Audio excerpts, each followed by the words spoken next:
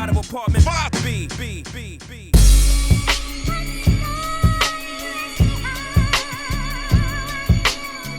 You're now tuned into the Apartment 5B podcast, where we chop it up about hip-hop, R&B, sports, love and life. Hosted by Kill.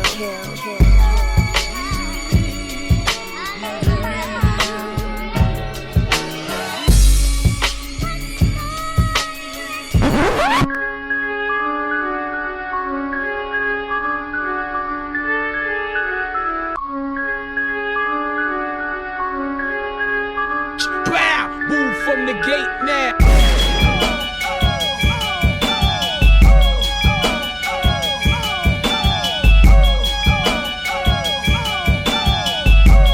What's good? You are tuning in Apartment 5B podcast, hosted by your man Kill. I got my squad with me in effect. As always, my brother Veg from Brooklyn. What's going on, bro? Chilling, man. Knicks up, maybe? I don't know. Hopefully. Yeah, this nigga go. My brother Spence out of Philly. What's good, bro? What's good? Glad to be here, man. Oh, man, everything good. I see that critical beat down in the back right there. It's a beautiful piece of music right there, man. One of my favorite, probably top 3 favorite albums ever of any genre for me. I love that album, man. Yeah, don't even get me started with that joint. Don't even get me started. That joint crazy. Well, y'all know me. Let's jump right to it. Yo, last week I was listening to It's Almost Dry. For some reason, I don't know, nobody likes this album. I love this album. I mean, it's a good, strong 4.5 mic to me. I really fuck with it. But then you got to join with him and Jay when, Jay saying, if Big had survived, people say if Big had survived, Ho wouldn't be in this position. If Big was alive, y'all would have got the commission. And it just had me thinking, there's always those conversations like, yo, if such and such alive, this wouldn't be happening like that. And woo. And then I was listening to that Gangstar joint that came out a couple of years ago. The joint, I think it's called like Family Loyalty or something, where J. Cole was the single. And, I think it's either that joint or another one. And Google was like, yo, if Big and Pac was here, y'all niggas wouldn't be so cavalier. So it just had me thinking like, who are 5 MCs who have passed away? And what do you think the game would be like if they were still here? Would mumble rap have happened? Would drill be happening? Would all this drumless music be going on? Like, what would be different if these rappers have survived? So that's what we're going to be chopping it up about today. I got some R&B joints, some slept-on joints too. But I'm going to start us off with the big joker, which is Big. If Big, like Jay said, if Big had survived, Ho wouldn't be in this position. You looking at March 9th, 1997, murdered. And the crazy thing was, I don't know about y'all, I sometimes forget how young they were. Like, Big was 24. Like, I'm 52, and it's like, damn, this kid, he was a kid. You know what I mean? When I get interns and they like 25, 26, I'm like, oh, y'all kids, man. Y'all got y'all whole life ahead of you. And it's like, this boy, got murdered at 24. But to me, if Big was still here, I don't see Jay being where Jay is necessarily, maybe in terms as far as music wise. What I mean by that is Jay may have still been a billionaire. I definitely think Jay had more of a business mind than Big did at that time. Not saying Big couldn't have gotten there, like similar to Nas. Like, I don't think Nas, when Illmatic dropped it was written, Nas probably had the business mind that he has right now for all the investments and things he's done now. But I definitely think when Big and Jay were here, and I want to see what y'all think about this. I always have this concept, and it really came from Jay that, Jay was talking about when Rockefeller broke up. He's like, look, there's only one presidential suite. Me, Dame, and Biggs ain't sharing the same room. There can only be one president. And I think that's why most of these duos break up. LaFace Records, Def Jam. You always had these two people who like, yeah, we both the president. Yeah, nigga, the game don't work like that. It's a president, a vice president, a principal, and a vice principal. Like, you know what I mean? So I definitely think when Big was here, it was like, there's only one spot. And that obviously went to Big. Big was the one going multi-platinum. Jay is trying to, barely push 500K. And to me, they were just so similar. You know what I mean? They both from Brooklyn. They both rap about the same shit. They both don't write their rhymes down. The only difference to me, like I always say, Big was more in your face. If you said, yo, write a song about niggas coming to get you, Big is going to give you warning. Jay's going to give you friend or foe. But I just think when Big was here, it was always like Jay was in second place. You know what I mean? And then, of course, after Big passes away and then you get to the Hard Knock Life album, now he's 5 million records sold. So I always have believed that Jay inherited Big's crowd. So that's one of my thoughts. But, Big, what do you think? You especially being from Brooklyn, do you think if Big had survived and Big is still alive to this day, do you feel like Jay is in the position he is? And again, maybe not necessarily with businesses. Well, I guess the music tied into the businesses. But do you think Jay is still coming in second place to Big? I think so, for sure, because I think like in a lot of ways he filled a void musically for a lot of people, having a lot of the same similarities, also knowing that they were cool. Again, I remember Big saying something like he about to retire because the cat's like Jay-Z, like he don't want to keep trying to push the lines of rapping when you got dudes that rap is good. So I think it would have been different, obviously, because Big's still here, and I'm pretty sure he at some point he would have been motivated to do more music along with the business. But yeah, man, like I said, and this not even disrespect to Jay, but Jay ain't have Brooklyn the way Big had Brooklyn. Like, right. Jay's from Brooklyn. Big is one of us. There's a big difference. You felt like break that down. Break that down for me. So Jay is from Brooklyn, but Big is one of us. Break that down. So it's kind of like Jay. If you were told Jay was from Harlem, you would believe it, right? If you was told he was from any borough, you would believe it because he was a New York cat, right? He said Marcy more than he said Brooklyn. Big always said Brooklyn. Big always felt like a dude on your block that you know what I'm saying? And he kind of carried it like that. Again, off into like awards saying Brooklyn, we did it, like, which is crazy, like for him to look at the borough and stuff like that. So I think people had because of his charm and being funny, people had more of a connection to Big as being one of them true Brooklyn dudes. Like he said Duke in his rhymes. Like that was a slang Brooklyn niggas used to say. You know what I'm saying? Like Jay was kind of like, testing all the words. He might say B, he might say Duke, he might say son. Like he'll say a number of things. So it was just that Big really carried himself like you could just walk outside in Brooklyn and find this dude. Like he could be the dude working in the sneaker store that's loud. He could be, somebody working in a food spot or selling, DVDs or some shit. Like he felt like your neighborhood. And again, no disrespect to Jay, but like when he was like, on that joint with Candyman, something like I'll floss till they throw me a Bed-Stuy parade. That shit was organic. You know what I'm saying? When they played Hypnotize and Brooklyn went crazy, that was organic. You know what I'm saying? So I think in a lot of ways that's the difference, and we lost that, but Jay was still a good second option to Big because we know who the real second option was, Nas. Okay, but comparing to Big, yes, he was second.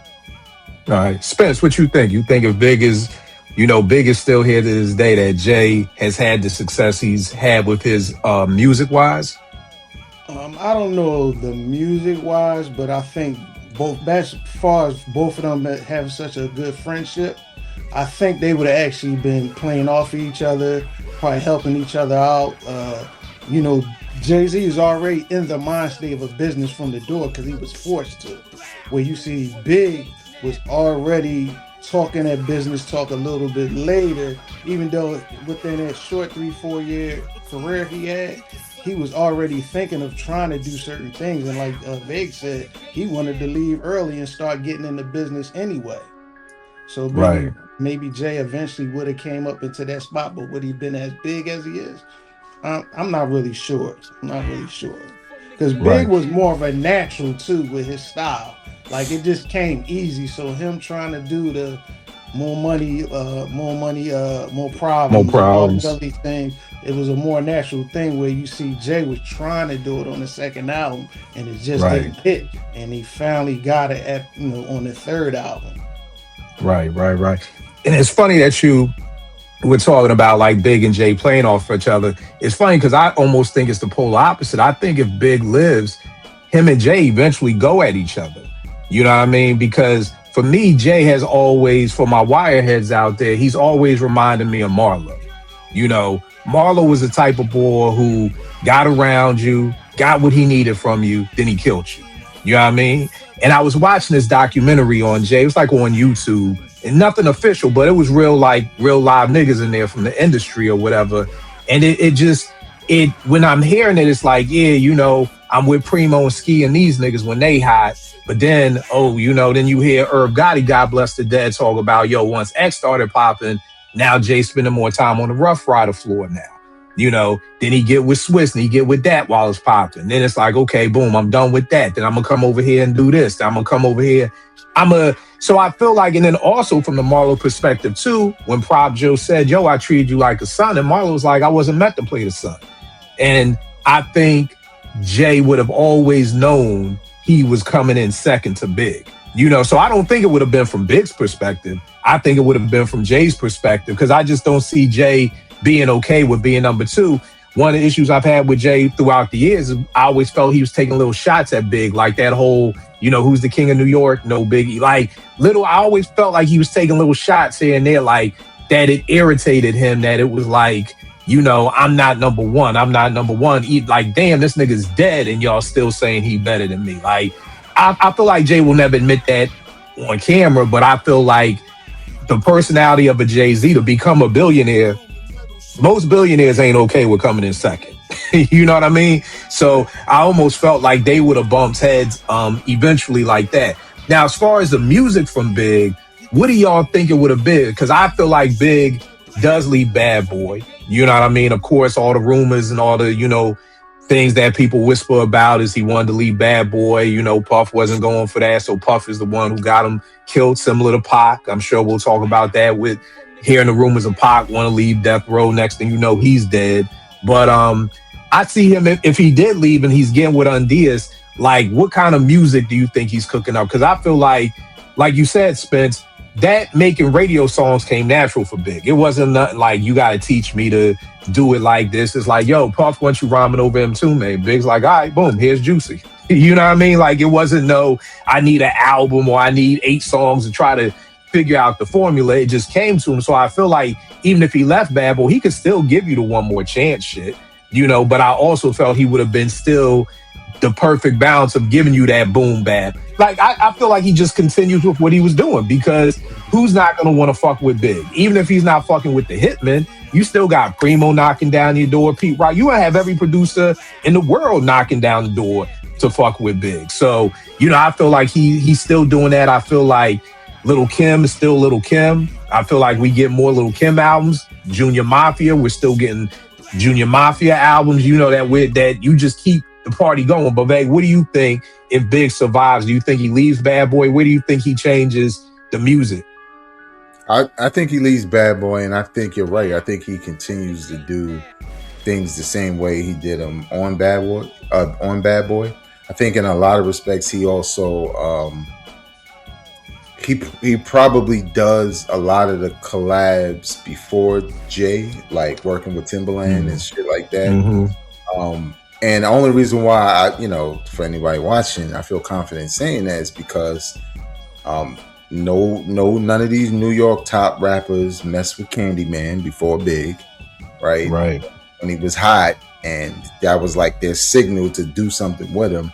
And then also like the Bone Thugs and Too Short collabs, right? Like he said, let's do it, and they were dope. You know what I'm saying? So I think he just expands his reach, and I think Newfound Freedom would probably give him a greater love for the game as an MC. Because Because I think really being on, that first contract and you're highly successful probably is like a downer because you're making money for him more than for yourself. So. Right. What you think, Spence? What you think Big's music would have been like? You think he leaves Bad Boy? Does he stay? What you think? I definitely think he was going to leave Bad Boy, but I think the way Big was trying to put on, he was trying to put on for his peoples. So I think he would have pushed the envelope for that, especially Little C's, Kim, and the rest of them. He took them little boys off the corner and was like, yo, y'all coming with me. And I think he would have tried to set them in place, whether it was music or business. And I think Big would have carried on. I don't think Big would have been active, like super active, like every year, every 2 years I'm dropping an album. I don't think he'd have did that though. I think he would have fell really back into the business and trying to put everybody else on too. And he'll drop the flavor on their joints too. He'll come out and he'll continue like that. Yeah, it was crazy because I was watching a clip of Bag Fuel with Trey Lee and D-Dot, and they were asking how Big's death affect Trey's, career. And it's like, I didn't know Trey was going to be the opening act for the Life After Death tour. You know what I mean? So it's like, it definitely affected, his career. You know what I mean? So like you said, just putting people on because then, there was rumors about Trey being part of the commission and everything like that. So, so that's Big. Big, who you got up for your first one, man? My first one is a little recent, MF Doom. I think over time, obviously he built a fan base. But it was a niche thing at the time. But when you fast forward to 2026 and even a couple of years ago, there's a million cats who are highly successful, who are clearly from the tree of MF Doom. And I think if he's still around, then there's more opportunity for him. You know what I'm saying? He's not really like this underground legend anymore. Even his lifestyle is something for reality TV, when you think about it. Just, having other niggas show up to shows dressed like him, but it ain't him. Right. Like, you could tell he was a true original. And when you think of, like, these alternative rap cats, like Billy Woods and all these guys who kind of have a similar situation, like, I think he's a little bit more on beat than those other cats.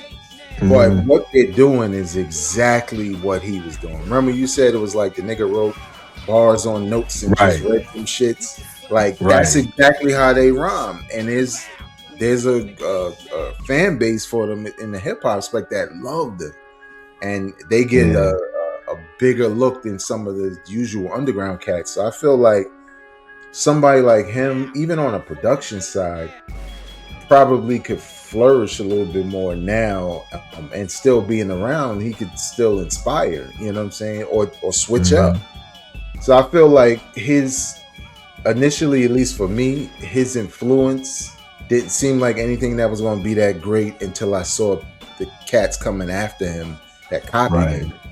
And then I was like, oh, there's like a whole generation that grew up on him, so I think for the most part, it would change mostly for him, you know what I'm saying, than them, so.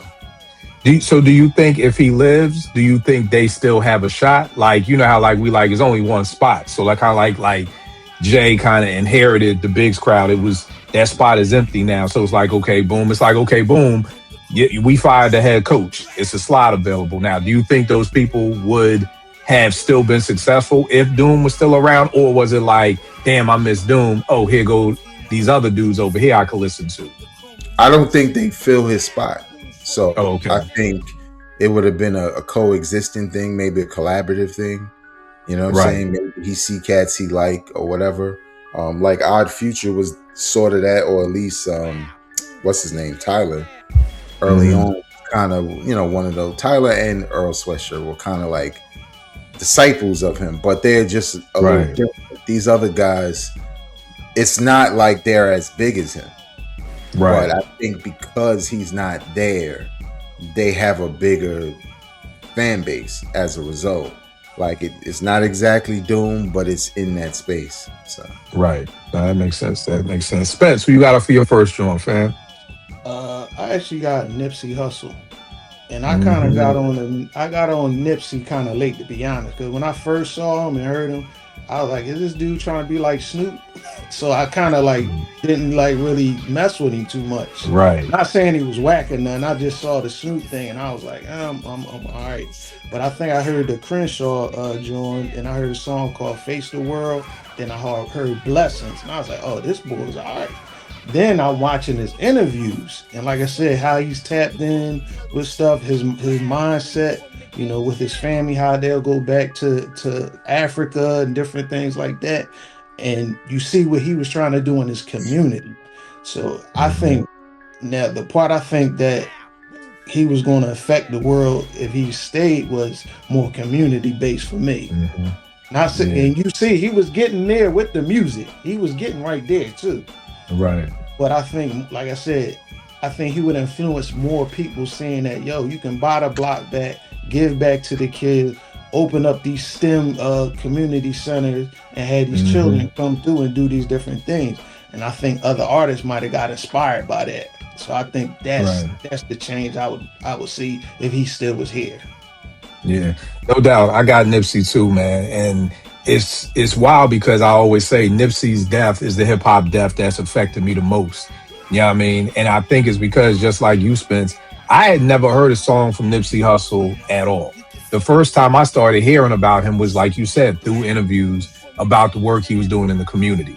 So because I do the similar work, that's kind of like what piqued my interest to him. Because I had heard the name before, but I never heard no mixtapes. I never heard nothing came across my plate. Nobody ever was like, yo, Kill, you gotta listen to Nip. So, but I was just like really intrigued, like, damn, this dude is doing so much stuff for the community. This is dope.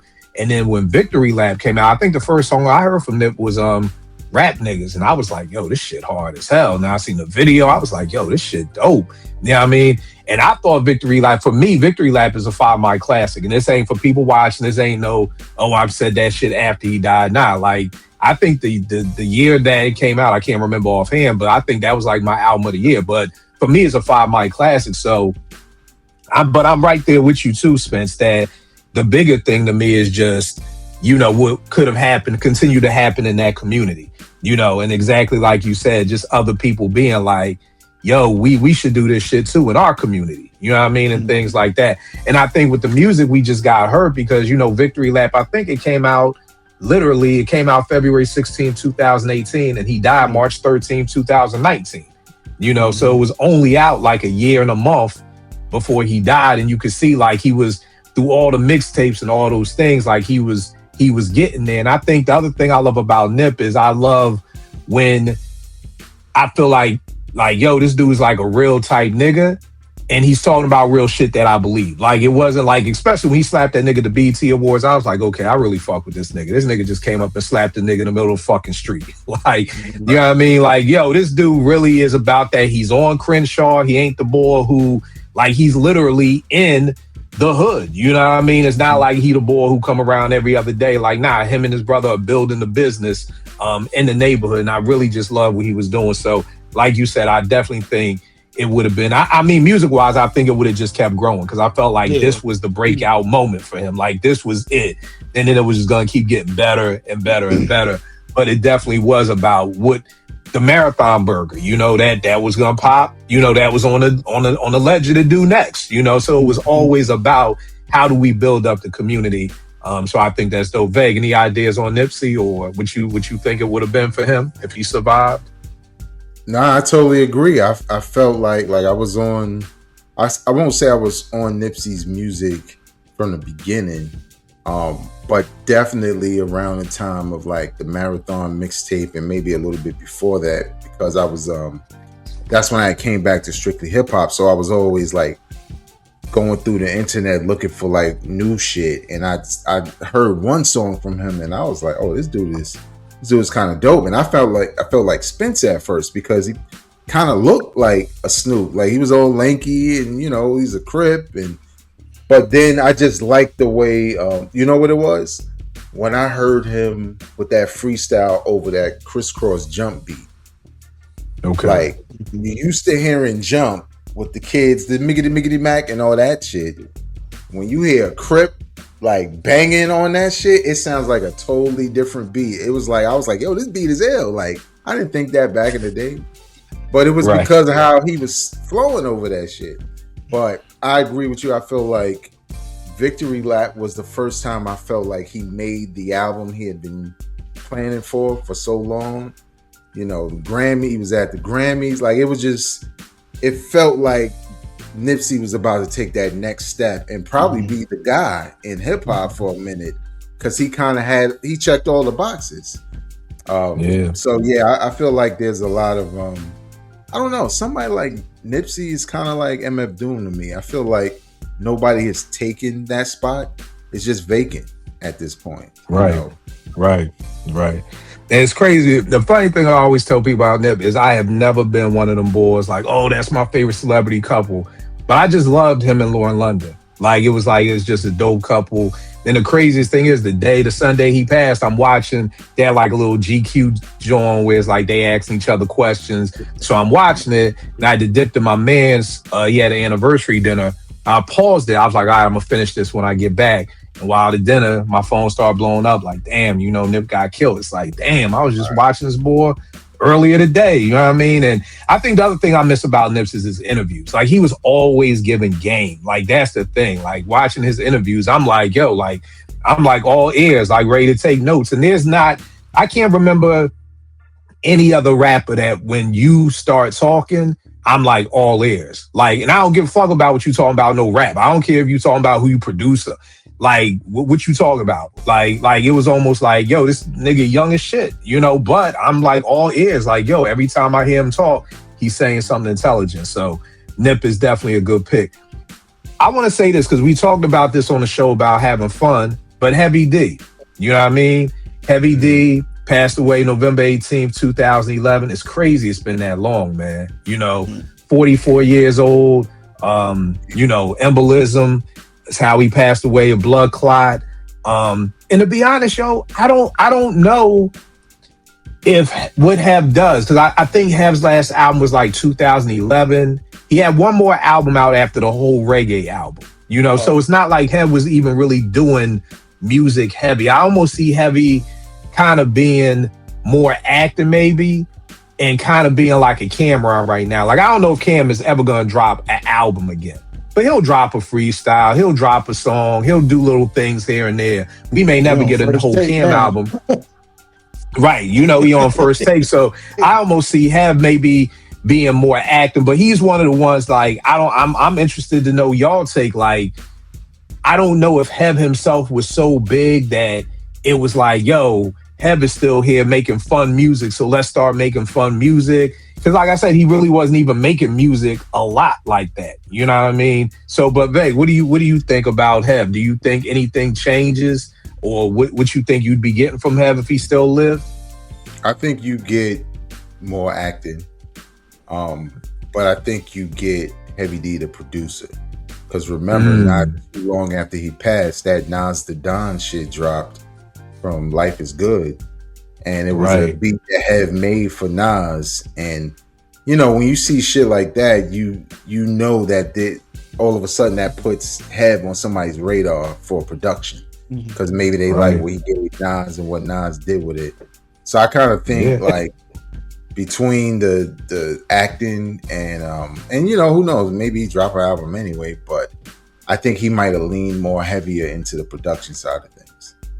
Right. And then we can't forget Beans Feel It in the Air. One of my favorite songs ever is Hev. You know what I mean? So like you said, I didn't even think about that, but the producer and maybe even Hev being, like you said, more of the businessman, Hev the businessman, you know what I mean? And trying to shape the game. Spence, what you think about if Hev was still here, man? I think Hev, like you said, he was already doing the act. I think his last showing was he was in Eddie Murphy joint, was like Tower Heist. I think that was his last showing. I think he might have tried to start directing or something like that, or trying to put out a series or something like that, or a show or something like that. Because he did music, but not as much no more. And he wasn't acting as much, but he would do spots. It was almost like he was living his life, raising his daughter, and when he felt like doing something, he'll do it.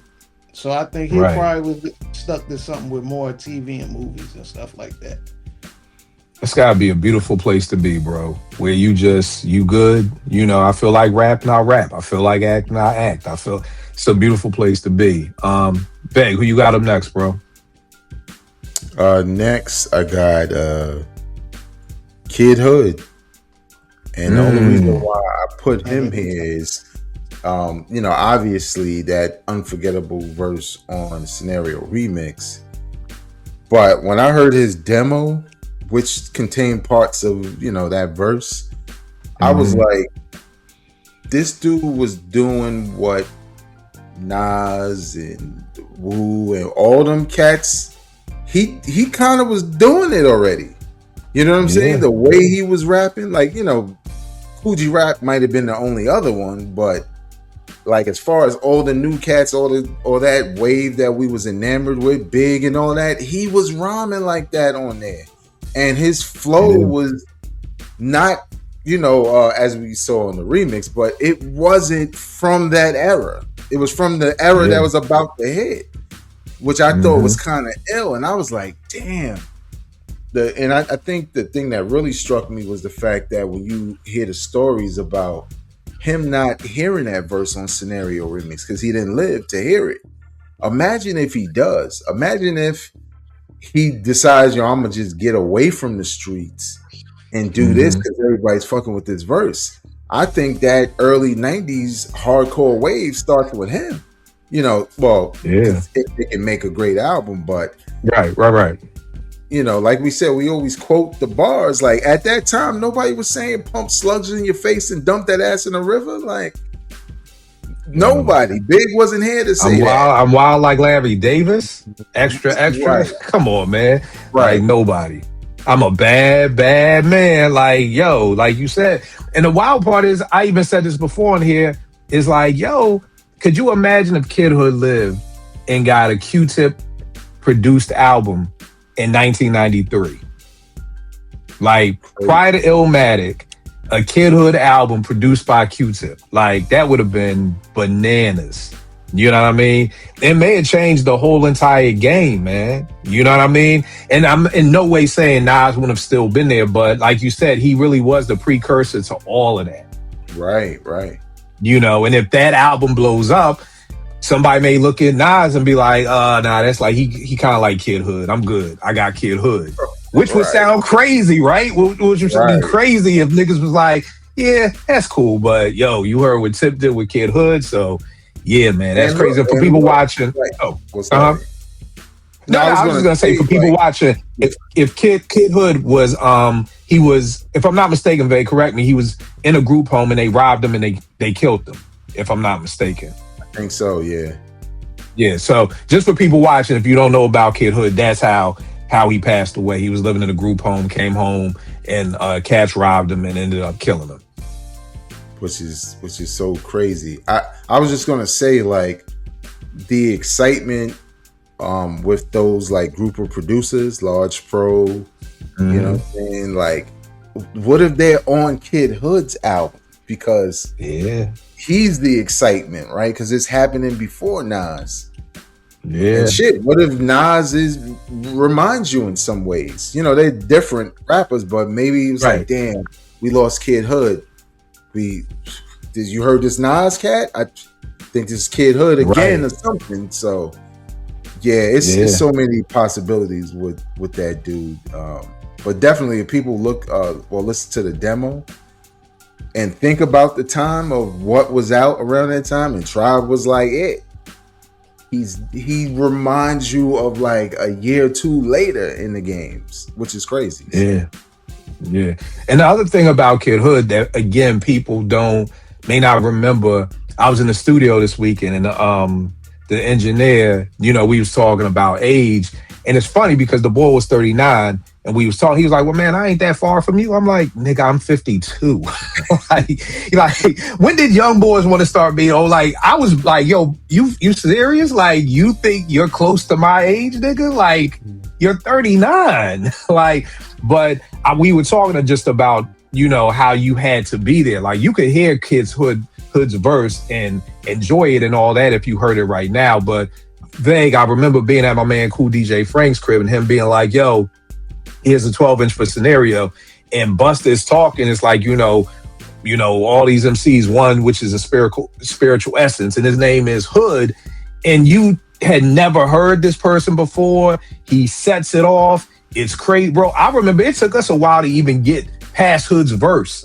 Cause it'd be like, yo, bring that back shit again. Like, who the fuck is this? Like, who is this? And then he was so different from Tribe. Like, that was the thing. It's like, you got leaders with they antics, and then you got Tribe, but then you got this wild nigga on here too, which was fucking bananas hearing that for the first time in real time. Spence, what you think about if Kid Hood lived, man? Oh man, I had him on my list too, and I thought about like that whole ushering of the new far as street poetry. And far as him, and the Nas and all these other ones coming up, because you hear like the street stuff from the 80s, but some of it just sound like fantasy or stories. When you heard Hood, you felt like this is some real shit right here. Right, so right. Like, yeah, you felt that you didn't feel like this was some made up. Some of this stuff wasn't made up, and he was living some of this stuff. So I felt like man, like you said, then even think about if he did come out with something, maybe Nas might have been featured on his joint, sort of like how AZ was featured on Nas, because he was hanging around Lars Pro and all those people like that. Yep. So I'm thinking that whole thing right there. Yo, that would have been crazy, bro, man. That would have been crazy. On some old Nas feature. That's an ill point, Spence. Yeah. That's dope. Spence, who you got up next, bro? I got Paul C. Far as producer. Got him too. Like I said, I'm sure you're gonna be able to expand on that a little more, but him for that short period of time from what, like 96 to 86 to 89, where he was him and over here, Ultramagnetic. Yep. Hanging around them guys helped put that together. Super Lover C, Casanova Rudd, mentoring Large Professor. Being with Mikey D and the LA Posse, helped putting that stuff together. Even like help engineering and mixing some of the stuff for It's My Turn for Steezo. Like, you think about these different things, and this is like the little 4 or 5 year gap. So imagine if he was actually around, even mentoring like mentoring Organized Confusion, stuff like that. Yep. If this guy was around a lot longer to live, all the other people that would have came in his studio that he would have been able to engineer, mix, mentor, it'd have been crazy. It'd have been crazy. Bro, for people watching, Paul C., white boy out of Queens, got murdered. You know what I mean? One of the reasons why I've always been skeptical of owning a studio was because, if I'm not mistaken, he had a studio at his crib. Cats broke into his crib, killed them. Just crazy. But like Spence said, I mean, Ultramagnetic did a lot of engineering too. Ultramagnetic, Super Lover C, and Casanova Rudd, everybody that Spence just ran down. I think the one that's always stood out to me was the Steez of the Crazy Noise, the It's My Turn joint. It's the first time that you hear this break right here. It's the first time you hear the Skull Snaps break right here. You know what I mean? So, to me as a producer, anytime that you can make, unearth a break beat that millions of people go on to use. Like, before I started digging, I used to call it the Eric Sermon break beat because he used to use it so much. You know what I mean? So for him to unearth that, and I think too, if Paul C. lives, everything you just said, Spence, but I also think, his name is now mentioned next to the Marleys, next to the Howie T's. It's mentioned as one of the GOAT producers. You know what I mean? If he continues on and everything. And I'm not sure if you said this, Spence, but for people watching, Large Professor's production company is called Paul C. Productions as a tribute to him, because he was the one who kind of put, Large Professor on. For people watching too, if you got the Let the Rhythm Hit Him album by Eric B. and Rakim, he's on the back cover of that. Because on the back cover is a picture of Rakim's father, who passed away, and Paul C., who passed away. And because Paul C. passed away, that's why Large Professor went on to really do a lot of production on the Let the Rhythm Hit Him album. Because, it's kind of, because it was like, okay, damn, we was fucking with Paul. Paul ain't here. Oh, that's his young boy. All right, Paul Large Professor's name is Paul too. Paul, you come on over here and finish the album up. So for people watching, definitely and prayerfully, y'all know me. We want to teach. Like, Google these names. If you don't know about a Paul C, please Google, find out everything. There's really a dope article. I forgot where it was, but if you just Google Paul C, I'm sure the article will pop up. People were mad Super Love C and Casanova Rudd because I guess they were selling drugs in Queens, so they thought maybe it was something. They had something to do with the death. Prince Poe was on a writer's bench once, and he was talking about how he went to Paul's crib the next day after he was murdered. He didn't know he was murdered. He just had a studio session, and the cops ended up arresting Prince Poe from Organized, taking him down to the station, having to question him, like, because he's a white kid. It's like, yo, why you this black dude? Why you come to see this white kid? And Paul was married to a black woman. And I don't want to spread any rumors, but I think there was some hoopla about the wife maybe trying to get him killed, but I don't even want to put that out there because I can't remember everything. But it's just crazy. So definitely do the knowledge on Paul C, because incredible producer. You know what I mean? I thought somebody would thrown it out there by now, but I'll throw out Pac.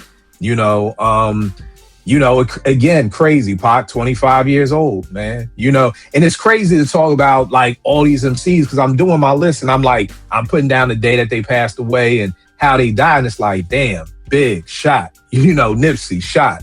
Pac shot. And, Kid Hood killed. You know what I mean? It's like, damn. It's like all these, these young brothers having to lose their lives. And to be honest, I wasn't the biggest Pac fan, so I'll definitely fall back for both of you on this. I don't know where Pac would have been music-wise because I think the most amazing thing about Pac is he always did it all. Pac covered every base. He covered every emotion. So I don't know if you get the calm Pac, you get the wild Pac, you get the, insightful Pac or whatever. So, but I do know, from all the rumors that he wanted to get off death row. Does he squash the East Coast, West Coast beef? If that happens, was it really Suge that put the battery in his back to go at Big like that and all those things? So, I'll throw that out on the table first. Like, Spence, what do you think? Where do you think Pac goes music-wise if Pac, lives? Man. I think we did more music, but I think if he was trying to be the person he was, I think he would, like he did, he sparked the brain cells to spark Nipsey and stuff like that. I think eventually he would have came back to Community because that's who he is naturally. So I think far as that, he would do that. But music, I think he would still have his messages and stuff in there. I think just at the time when he got out, Suge was the one that got him out. So he was like, well, Suge got me out. I'm riding with them. So, he's a chameleon there at the end of the day. I'm going to ride with these boys and do what I got to do because these are the boys that came to get me out. So I think eventually he'd have tapped back into who he was, man. All right. Vay, what you think? Yeah, I think he probably would have reverted, not completely, back to like Me Against the World, Pac. Which was kind of everything, right? It was a lot of consciousness in there, and it was, he just would have added some of them bops that he got along the way with Death Row. And he was already planning that kind of peace album on the East Coast shit with, teaming up with Boot Camp, all of that. Right. So I think that's where he was headed anyway. I just think it's difficult to say that something wouldn't have happened down the line because it wasn't really all Suge. It was kind of like Death Row was a bad influence, but still wanted better than Hit 'Em Up is Against All Odds, and Pac is dissing street niggas by name on that record, and that was just different, right? Like before 50 was doing it, Pac was doing that, and I mean most people didn't even know who Haitian Jack was. They just he introduce you to him. So it's kind of one of those things where I think eventually things would have calmed down. And I think on the other side of that, I don't think you get Ja Rule or maybe even DMX. Well, DMX you probably get in the same iteration in some way. I don't know if he's as big, but you don't get Ja Rule the way he came out as a soloist. You know, you may get the one that was a part of the group. I think it was like CMF or something like that. Right. The Cash Money thing. Yeah, you don't get the bald head, tattoo, bandana. Like Pac would have been on him if he dropped looking like that. You know what I'm saying? So right. Yeah. Do you think we would have got a Pac X beef? I don't think so. Okay. I don't think so because I think, and I'm only asking because like X is very similar to Ja. Like Ja, I felt like it was like X, Ja, Drag On. Like these three bald head niggas, shirts off, tattoos and bandanas. And it was like, you know, tier 1, tier 2, tier 3, but they all kind of look like Pac. You know what I mean? Like right. I think with X, he was original though in his style. Whereas Ja Rule, you can point out some flows from Pac, the way he stretched some of his words out. There was a lot of Pac in it, and Master P, forget about it. He had Tupac's whole flow. But yeah, I think personalities, they might have rocked with each other. Okay.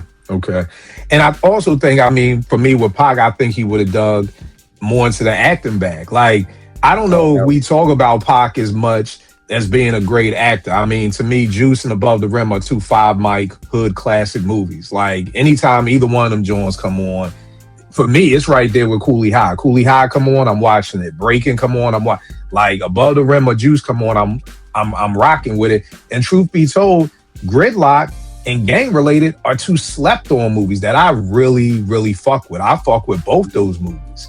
You know what I mean? So I know most people haven't seen. The only thing I didn't like was Poetic Justice, but I don't feel like that was Pac. I felt like the storyline just didn't do it for me. But I'm like, yo, this dude's like filmography is kind of ill. Like, you know what I mean? Like, so I definitely could have seen him. And then of course, you know, he's coming from a performing arts school. So that's really almost like maybe his first love, almost similar to Mos Def. Like I was telling Nate was asking me about Mos Def. I was like, oh, he was an actor first, to be honest. And she was like, oh, word? Like, because so many people are used to rappers being rappers and then they turn actors or whatever like that. So I definitely think Pac would have been diving into that bag.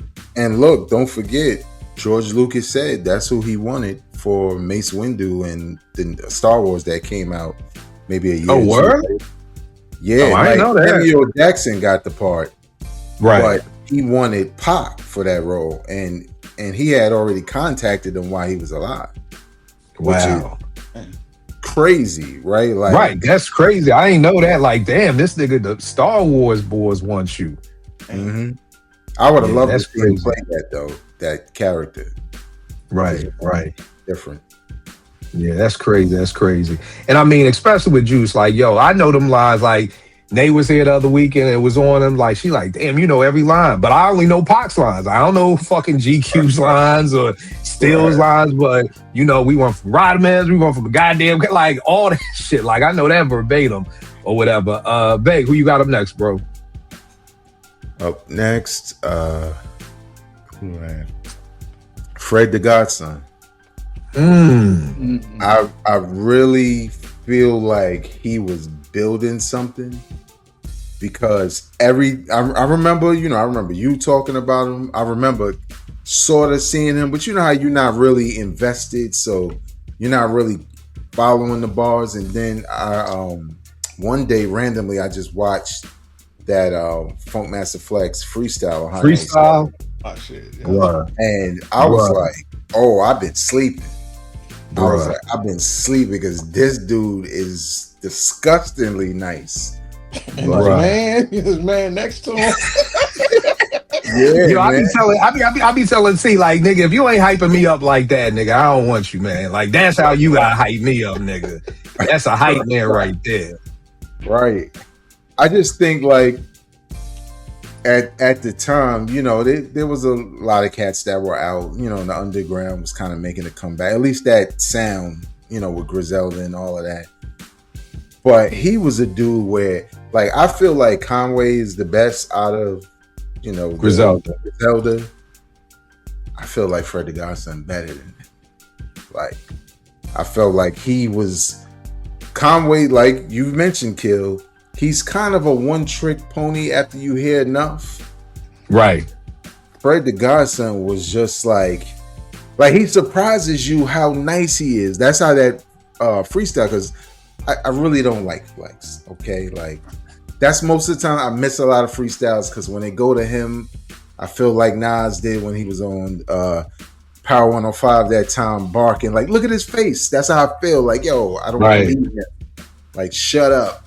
But Fred the Godson was dumb nice. Unfortunately, passed away during COVID. I think he passed away from COVID. Yeah, from COVID. Yeah, from COVID. Yep. Which is terrible because there's so many people who, and I'm not trying to make no political points, but there's so many people who died like right before the vaccine, where you could at least see if they could have been helped or whatever. Right. But he didn't even get a chance to really dig in or really get that feature. Like Fred the Godson could have been on the Clips album and it would have been crazy. You know what I'm saying? Yep. Woo. Yo, man, that's crazy to think about that. Right. Yo, man. Yo. Yeah, that's a great pick, Vague. Y'all put me on a Fred the Godson because the crazy thing is, shout out my man Yao G's. This dude does not like Guru. So we were saying something about Guru. He was like, nigga, I can name you 150 MCs better than Guru. I'm like, nigga, fuck out of here, man. Fuck is you talking about? Yo, I'm in Harlem. This nigga come through the crib. Like, nigga, here's 150 MCs. This nigga wrote 150 MCs that he felt was better than Guru. And I'm like 75 is Fred the Godson. I'm like, who the fuck is Fred the Godson? Now you just making niggas up. Like, this a nigga name? Like, he's like, yo, listen to that nigga. And I was like, yo, this nigga. And when people talk about the Flex freestyles, I know people love Black Thought. It's not even close to me with Fred. It's not even close to me. Because, and again, for people watching again, it's about what you like. I love rewindable moments. I love quotables. Thoughts spazzed out. For me, there are no, let me rewind that back. What did he say? Oh my God. Like, what he did was crazy. With Fred, the rewindable moments, he said some shit like, I got two, I don't even want to fuck up his bars, but he said something about Destiny's Child and Kelly and Michelle, and I got two clips or something just stupid that you're constantly like, wait a second, what? Rewind that back. Like, that's the era I grew up in where it was like, yo, you want to keep hitting the rewind button on your tape deck. Like, yo, I know that nigga ain't say that. So for people watching, if you don't know about Fred the Godson, please, great place to start with. Start with the Funk Flex freestyle, then go to the God Level album that he dropped right there. Salty that he never had an opportunity. I know he's working with oh God, what is their name, Vague? Spence, the Heat Makers, with Arsonist. Yeah. Working with them, like they did some of God Level, but I mean, I felt like if they would have done a whole album together, it would have been crazy. So yeah, Fred, R.I.P. Gordo, man. That was a nasty nigga from the Bronx, man. Spence, who you got up next, bro? I actually got a Big L. I got Big L. Yeah. Now, when Big L first album came out, I wasn't really like that big on that first album. I wound up liking the album after he passed away, The Big Picture, better. And actually, that was like the first album where somebody had passed away that they really put that together pretty nice. And I was like, man, this boy is nice. I knew he's nice, but the first album just didn't really do it for me as much. But I thought when the rumors was before he passed that he was supposed to sign a Rockefeller and everything, I thought that might have took him up to another level with the light that Rockefeller had, with Jay-Z had. Them already had a little relationship, but they done some stuff. So I think that might have changed his trajectory to do something else and be actually bigger if he had a chance to be here still. Because he started doing a lot of his own independent stuff too, pushing his own stuff. Right. Do y'all think if he signs to Rock that they also sign Cam?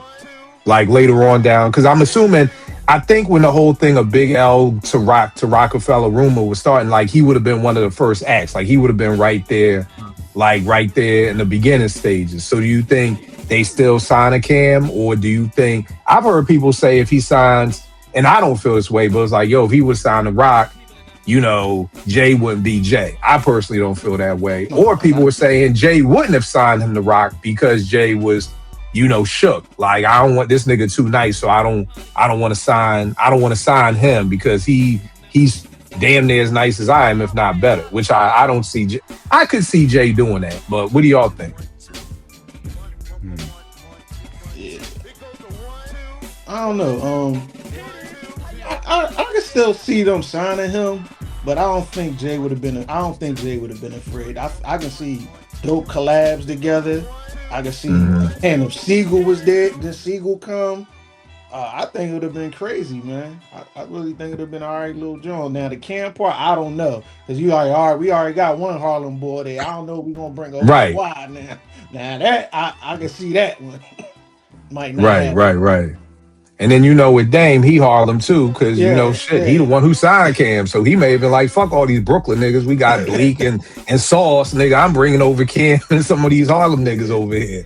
Or whatever, which would have been crazy. What if that was the original split of Rockefeller? Like, yo, why we signing all these Brooklyn niggas? Like, I'm a Harlem nigga. I want some Harlem niggas up here. Because Dame making Cam president of Rockefeller behind James back is just crazy work. That's just, nigga, you crazy? Like, I always want to know the real story behind that. Like, one day I would love to really know what would make you do that.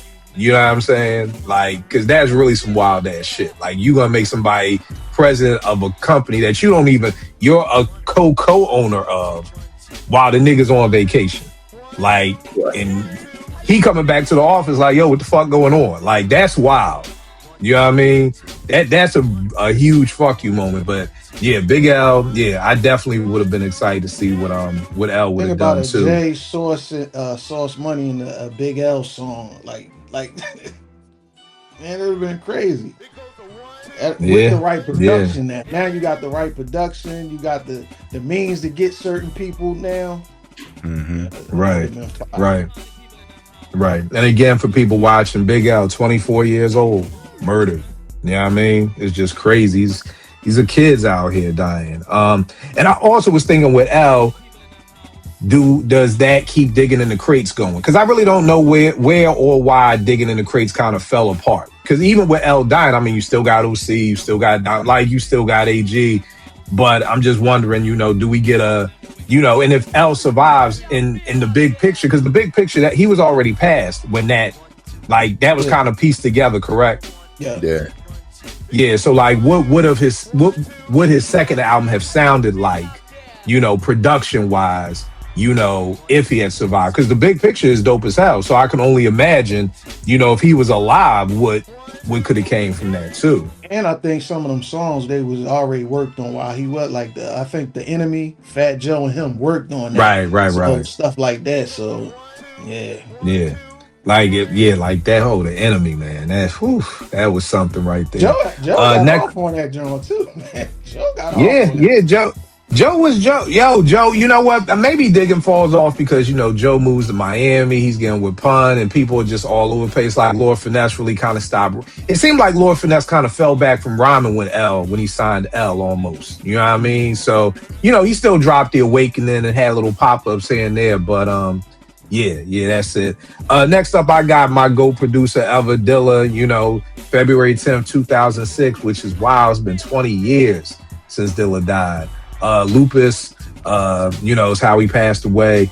I mean, I just think production-wise, I don't even know where Dilla would have been at. This dude was always so far ahead of the game and, always having people changing the way, whether it's the way they program their drums, the bass tones, and then kind of like when everybody bit that style, it's like, fuck it, you can have it. Then he kind of came with the donuts type style and everything like that, which some people could say was not the origination of drumless hip hop, because of course we had Soliloquy Chaos, we've had numerous songs, RZA in the past who did that, but Donuts, the way it was chopped, it wasn't always gonna be about like hard hitting, drums and everything like that. So to be honest with you, I don't know what Dilla would have done, but I just know he would be on to the next shit. Like, I don't know what that next shit would have been, because when he came with the way he programmed drums, nobody was doing that before. It was this oh shit moment of that, and then when it was kind of like, yo, keep that, now I'm going by, it's JD with the Uma, now I'm going by J Dilla with Pay J Productions, and you hear Donuts, and it's like, yo, nobody was really doing nothing like that before. You know, I know some people have said Madlib was there, maybe, you know, they was working together on J-Lib, but it really, I have no idea what Dilla was coming with next, but I just believe it would have been something just fucking bananas. You know what I'm saying? Any thoughts about Dilla, y'all? I think he definitely starts to get the props he wanted. You know what I mean? On a grander scale, because I think he gets bigger opportunities that exposes him as a producer. Because I mean, even when he was in the hospital, his name was growing. You know what I mean? So it was kind of like if he got the opportunity, sometimes it's just working with the right artist. Like reading that Teddy Riley book, it's dope to see him producing hip hop early and these hits and Guy and Blackstreet, but he's kind of like hip hop and R&B until he works with Michael Jackson. Then it's yeah. You know what I'm saying? Then it's totally different. You win Grammys. Michael Jackson calls you a genius. His phone probably blows up after that. It's kind of one of those things where Dilla probably needed to work with a particular artist to get that exposure. And then after that, you know, then everybody recognizes how great he really is. So. Yeah. I felt like, I'm with you 100% on that because, you know, everybody loves the light, but most people don't know Dilla did the light, you know, calms the light. You know what I'm saying? So he's had his name behind some. Oh, you don't like the light? I hate that. I feel you. It was everywhere though. It was. I like Pharaoh John better. It's funny because I just love the beat like that. You know, I like the light, but I love that beat. I've always loved that Bobby Caldwell sample. You know, those Detroit Emerald drums.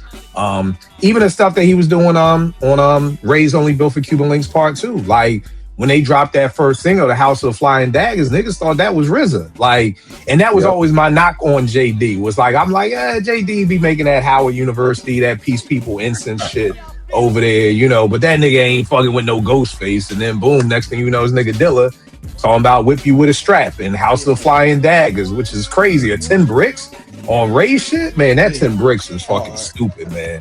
That shit is stupid. You know, so that's what I mean. Like the very thing, like I'm like, that nigga can't fuck with these niggas over here. It's like a word watch, you know, so who knows where that nigga would have went next. Spence, what you think about Dilla?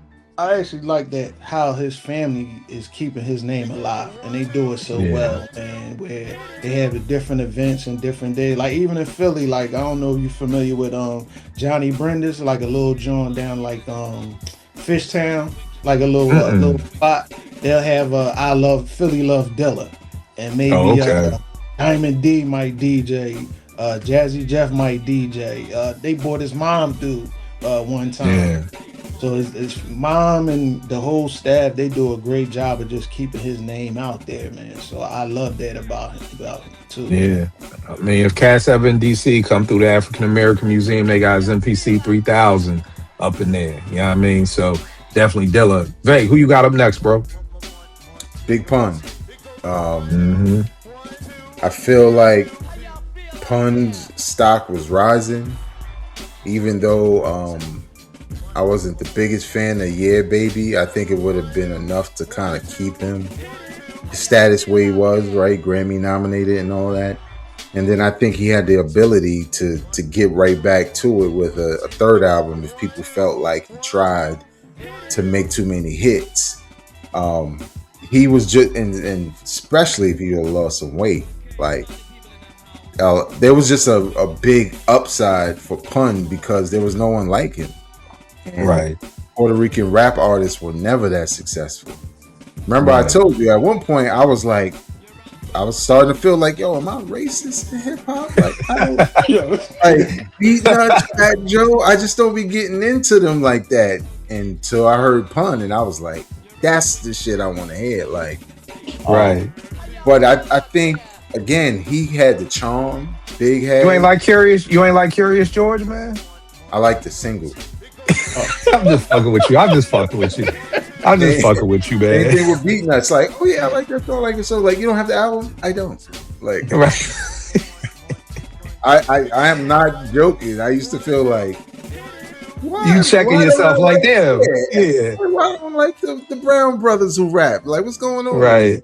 You know, pun was a different story. The wordplay,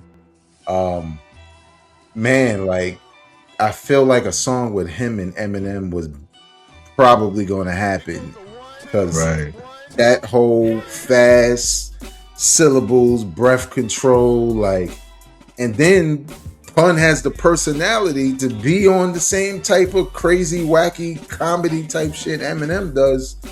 So, and you know what that happens when you fucking do a song with Eminem. Now there's a whole fucking half a country that now knows you and thinks you're the greatest. Right. So I think there was a lot there for him, and similar to Nipsey. That boy was never really filled with anybody similar or like I think that's what Jay benefited from, right? Like he wasn't big, but he could do a lot of the same things, you know, like having bars and party records. With Pun, it just felt like there's Fat Joe, but he ain't as nice. So maybe he benefited a little bit, but yeah, if Pun was still around, I mean, Pun, you can hear Pun over some of this drumless shit. He'd probably make that shit sound crazy. Like, you know what I'm saying? Right. And it's crazy that you said Fat Joe kind of benefited because I feel like he kind of did. Because I felt like, again, there's only one spot for a Puerto Rican rapper, and that belongs to Pun. You know what I mean? Yeah. So, you know, who knows? Pun could be, Lean Back could be Pun's. You know what I mean? Something like, you know what I mean? So it could have been that. So it was almost like Joe did benefit because there were a lot of people who hadn't heard of Fat Joe until Big Pun. Yep. You know, I mean, we knew him from Flo Joe and Jealous Ones, Envy and all that stuff and Shit Is Real. But, you know, other people who were like, oh shit, Pun, this dude Fat Joe is down with Pun type thing. It's like, well, really, Joe put Pun on, but for somebody else, and then it's like, oh, Pun's going, where's the Puerto Rican rapper? Oh, Fat Joe right here. You know what I mean? Because I don't feel like people were really paying attention to Joe when Pun was out. You know what I mean? Of course, we got joints, but it wasn't there. The Yeah Baby album, was that made, that whole thing was made when he was still alive? Yeah, the majority of it. Oh, okay. Was that. I think Fat Joe, to your point, benefited from Twins. Yeah. That right there, if you didn't know Fat Joe, just seeing them two together rhyming like that. Right, on Deep Cover. Right. Yeah, so I can see that being a gateway for some people. Do we know why Yeah Baby wasn't dope? See, I always thought to this day that was like one of those posthumous albums, and that's why it wasn't good. Like, it was just kind of thrown together to put out there. But if y'all saying he was alive, what do y'all think was the drop-off between Capital Punishment and that joint? Like, it's so hard. I was like, oh, there's got to be some shit that just y'all threw together in the studio. Like, this shit ain't good. Like, how the fuck you make, Capital Punishment and then make it so hard? Like, it just felt like it wasn't a real album. Yeah, I don't know if it was like part of his health was like decaying too, like far as his weight, breath control, like not able to do certain things. So I don't know if they wanted to like, let's just get this out there, let's get this money together and try to get yourself right. Because he was, even on the album, he talking about he lost the other pounds. I want to live. So I don't know, that played a big part too of him like not being able to be in the studio the way he used to. Right. That's really fucking crazy to me. My mind is blown because I thought, again, until this day, because it was just such a bad album that I was like, ain't no way Pun made this when he was alive. Like, it's just no fucking way the nigga who made Capital Punishment made this shit right here. What you gonna say, Beck? I was gonna say it was a big part of it was he was the first Puerto Rican rapper ever nominated for a Grammy, and it was mostly off of his commercial singles, like How to Be a Player not a player, on Capital Punishment. So I think they were, when you listen to a lot of the songs, they trying to capture that vibe, on that album. And then some of it was just bad, but they said it's like Fife on Tribe's last album, like he was here for a lot of this, so this is his vision. You know, maybe it wouldn't have been the final album, but a lot of that stuff you could tell they were trying so hard to like make singles. Recreate that shit. I always say that about the Roots. Like they've been after You Got Me, it was like Break You Off. It was like they just kept trying. Like that's the hey, you gotta make another girl song. Let's keep it going, Tariq. Spence, who you got up next, bro? We already talked about it, but I had Big too. So we kind of already talked about the whole Big thing, and basically, if he was still around, how he'd have pushed his crew out a little more, probably found some other artists and everything, and probably would have fell back a little more on the business side and trying to, put his artists out. He was trying to do a clothing line, so I think those things would have fell into place like that. As far as Big. The craziest thing about Big is the fact that, and I'm sure, I mean, y'all can correct me. I don't know if Victory was his last verse or like his last like recording that we heard from it. But he was only getting better. Like that was the scary part. Like Victory, that may be one of my top 5 Big verses. You know what I mean? So to be like he was only getting better, that's the scary part about it.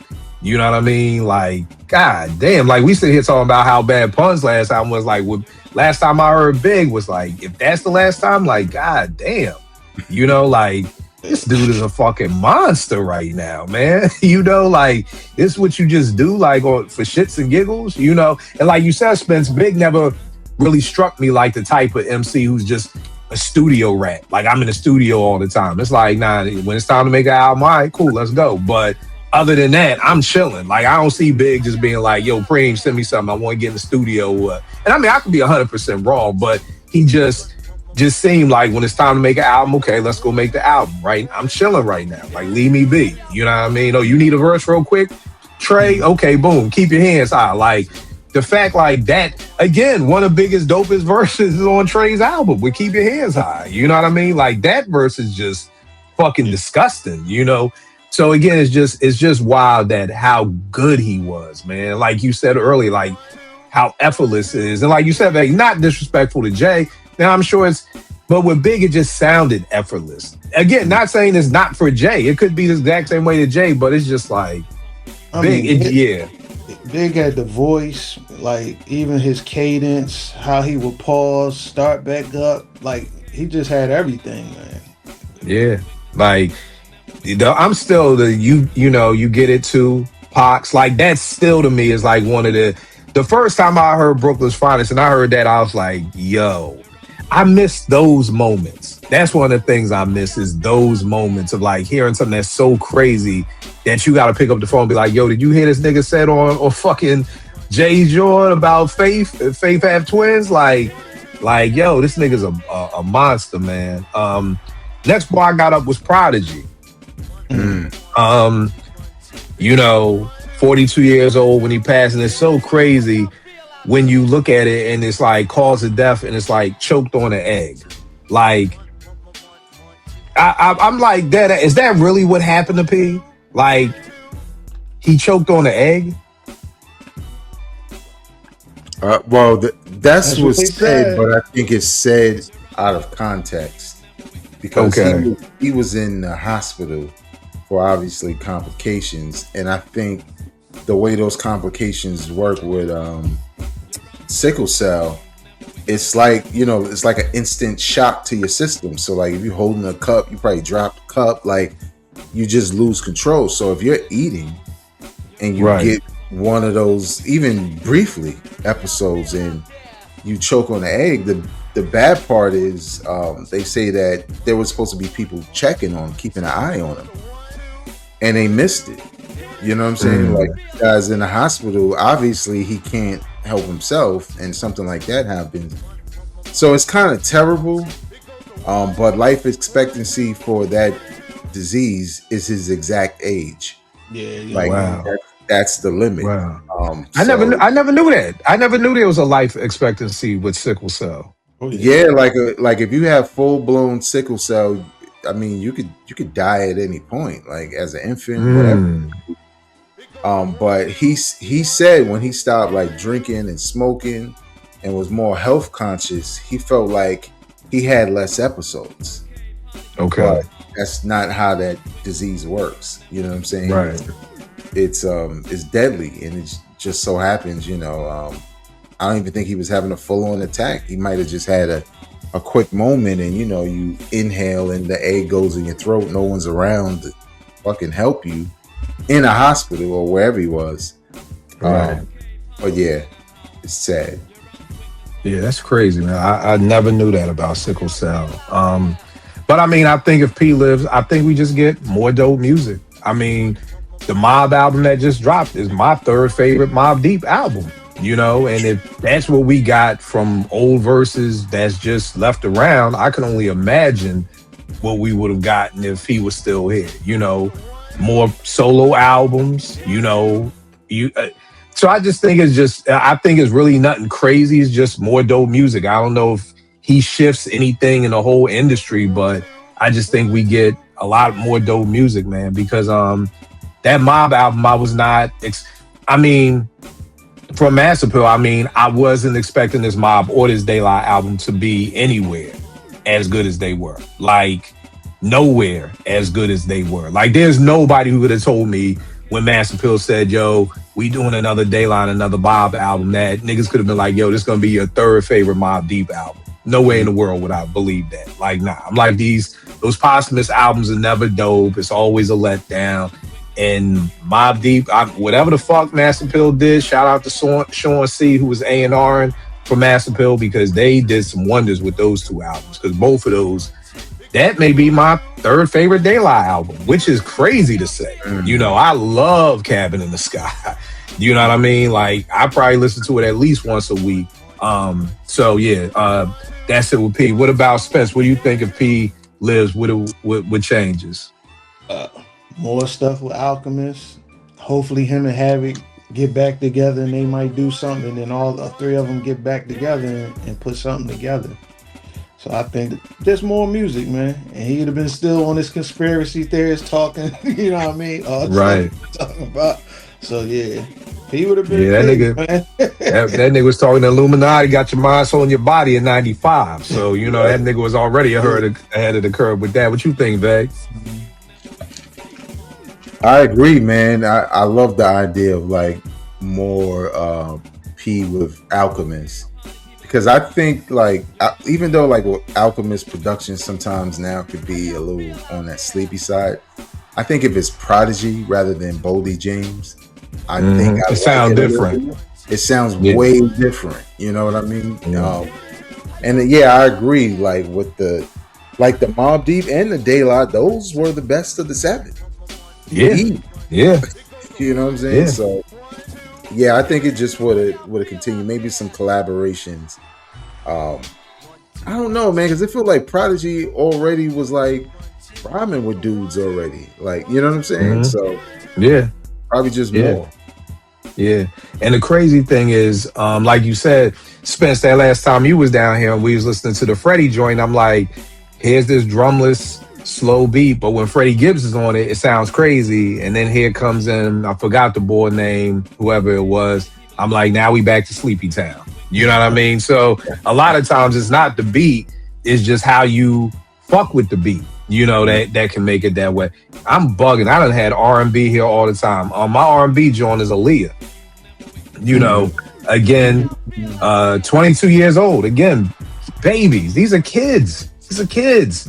Of course, died in a plane crash. I'm going to say this, and this is exactly what I wrote. I'm not going to say there's no Beyonce, but I think she's coming in second to Aaliyah. You know what I mean? Because to me, Aaliyah had that spot was locked. This whole show we've talked about, there's only one president, there's only one principal, there's only one top spot. And Aaliyah had that. Niggas fucked with Aaliyah. Girls fucked with Aaliyah. She had dope ass songs, dope ass dances, all the things that most people love Beyonce for. And the difference is niggas may fuck with Beyonce the way she looked, but I don't know niggas who fuck with Beyonce's music. I'm like one of the very few people I know who fuck with Beyonce's music. And that's namely because of Tanya. If Tanya didn't love Beyonce, there's no way I'm buying any of her albums or listening to any of that shit. So I just think, and again, I'm not saying it wouldn't have been close, but I just felt like Aaliyah had that spot. She was starting to act. You know what I mean? It wasn't no slowing down with her. I mean, dog, she's again. We talk about this all the time. When else has somebody left? At that time, Candyman was probably the GOAT R&B producer for that moment. Who else has left the GOAT producer to go to two nobodies and actually start making better music? Like, I don't know if that's ever happened, but niggas ain't know who a Timbaland or a Missy was, but we heard 1 in a million and it was off to the fucking races. You know what I mean? So, again, like I said, I'm not saying Beyonce wouldn't have been big, but keep in mind, Beyonce's first album drops in 2003. Aaliyah dies in 2001. We've been talking about it all day. A spot is now open. There's a vacancy there to be filled. What happens? You come out with Crazy in Love. What do you get? Fly Shorty, dancing her ass off, banging ass beat. You know what I mean? That the spot was wide open. You know what I mean? So, yeah, I don't know. What do y'all? I don't know if y'all Beyonce fans or fuck with R&B like that. But Spence, what do you think? You think of Aaliyah? You know, is Beyonce dope enough to knock Aaliyah out the box, or? Yeah, I actually think they're just two different artists, to be honest. And I think they were saying that the Beyonce sound was more. What's the other girl that kind of looked like Beyonce? Tall, skinny girl. Carrie Hilson. A. Marie. A. Marie. Carrie Hilson. Yeah. Okay. They was more saying like that was her sound that kind of Beyonce kind of took. I guess I don't know if that same producer gave Beyonce that. Yeah, Rich Harrison. Yeah, it kind of went off to the races. So I actually looked at them as two different artists. So I didn't look at them as like Aaliyah had the spot and Beyonce couldn't get it. I think Beyonce, even stage wise, like you see what she doing on stage. She's just a different animal to me, to be honest. Right. So right. But I mean, keeping in mind she wasn't that. But keep in mind she wasn't that animal in 2003. You know what I mean? Like she's that animal now. You know what I mean? But in 2003, I mean, she had a dope stage show. And again, you know what? I don't know if Aaliyah ever really did a tour. That's crazy. Yeah, I can't remember Aaliyah ever being part, which is kind of fucking crazy. Because what, 1 in a million is like 96. Yeah, I don't think she ever did a tour. Which is kind of crazy. Yeah. I see what you're saying. Like two totally different categories. What you think, Vec? I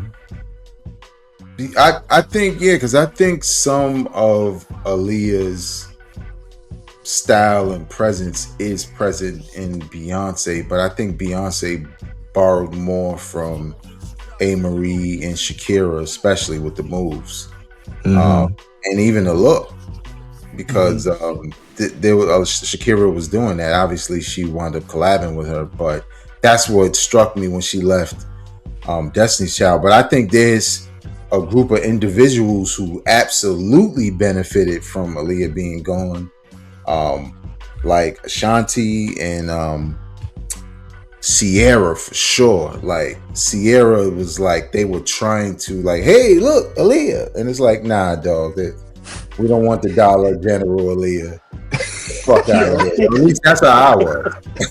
Like, get the fuck out of here with that. Like, this nigga called Sierra the Dollar General. Oh man. Yeah, like I was an Aaliyah fan, so I was kind of offended at and obviously it's nothing against the women. You know, they have talent. Right. You on a record label, they like, motherfucker, you are Aaliyah. Right. You watch that Rock the Boat video, there's a difference. She's not trying. You know what I'm saying? Like the shit is just hot. The aura is hot. It's natural and it's been there.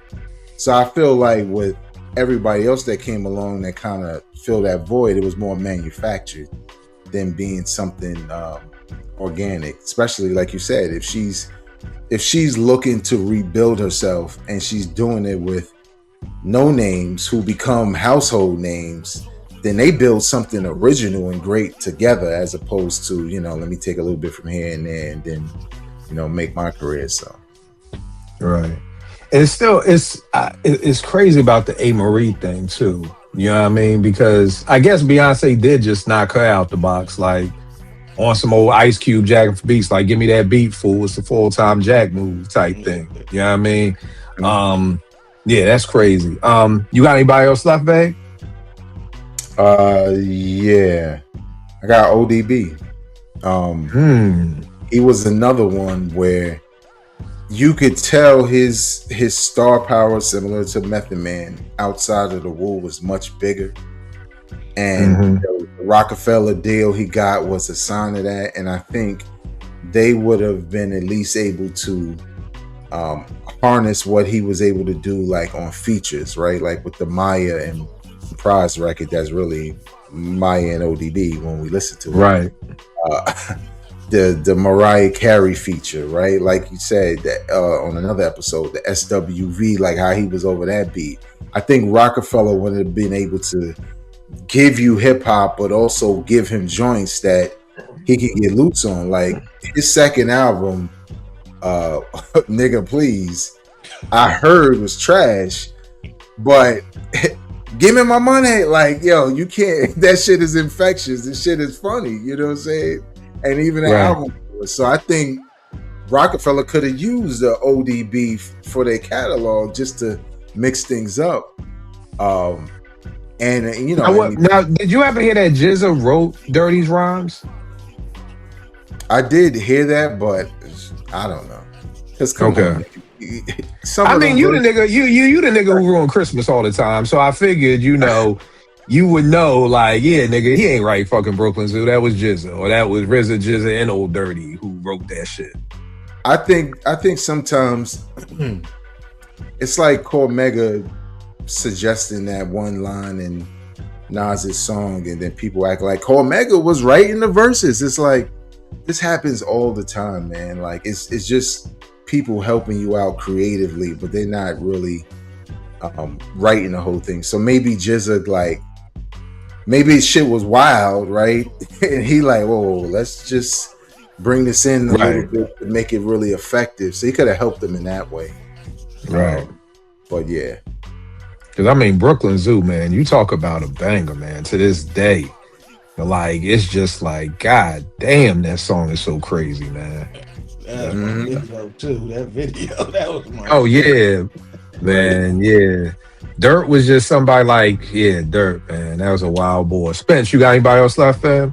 Yeah, this boy really wasn't my cup of tea, but I know for the new generation and that energy he was bringing to New York, Pop Smoke. Yeah, like he was a guy that he had the energy of a 50 Cent, but for the new generation, and he was about to be the next guy, and you know his life got cut short, you know, in LA, I believe. Yeah. And so I know a lot of people was like following him and like really like this guy's about to be a star. He has star power. Right. What you gonna say, babe? I was gonna say that's a really good pick. You know why? Because I was surprised at how many people from our generation, probably mostly from New York, liked Pop Smoke.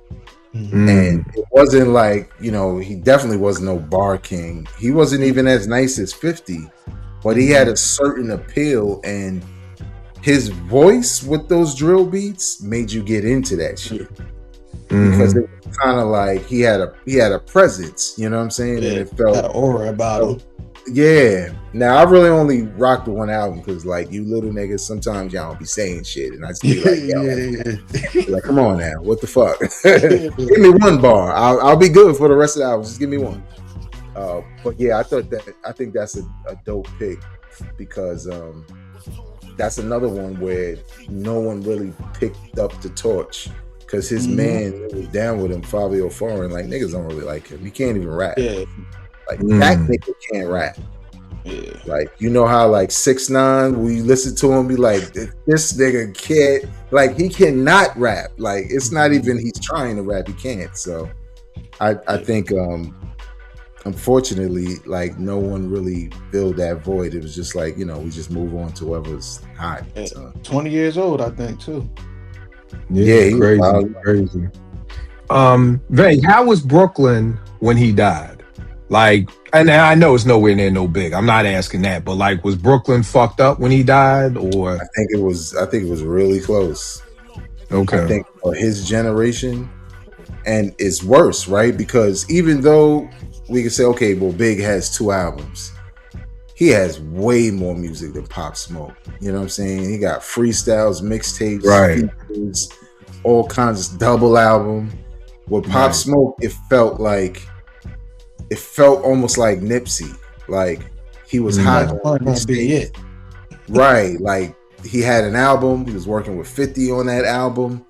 He was right there. And then, he got killed and that album wasn't done.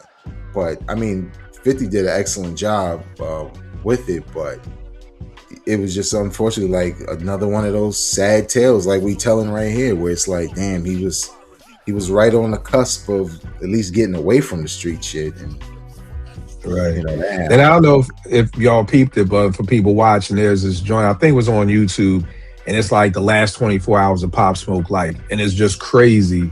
Because it really just comes down to social media. Just all comes down to, took a picture of where he was staying. The address was in the picture.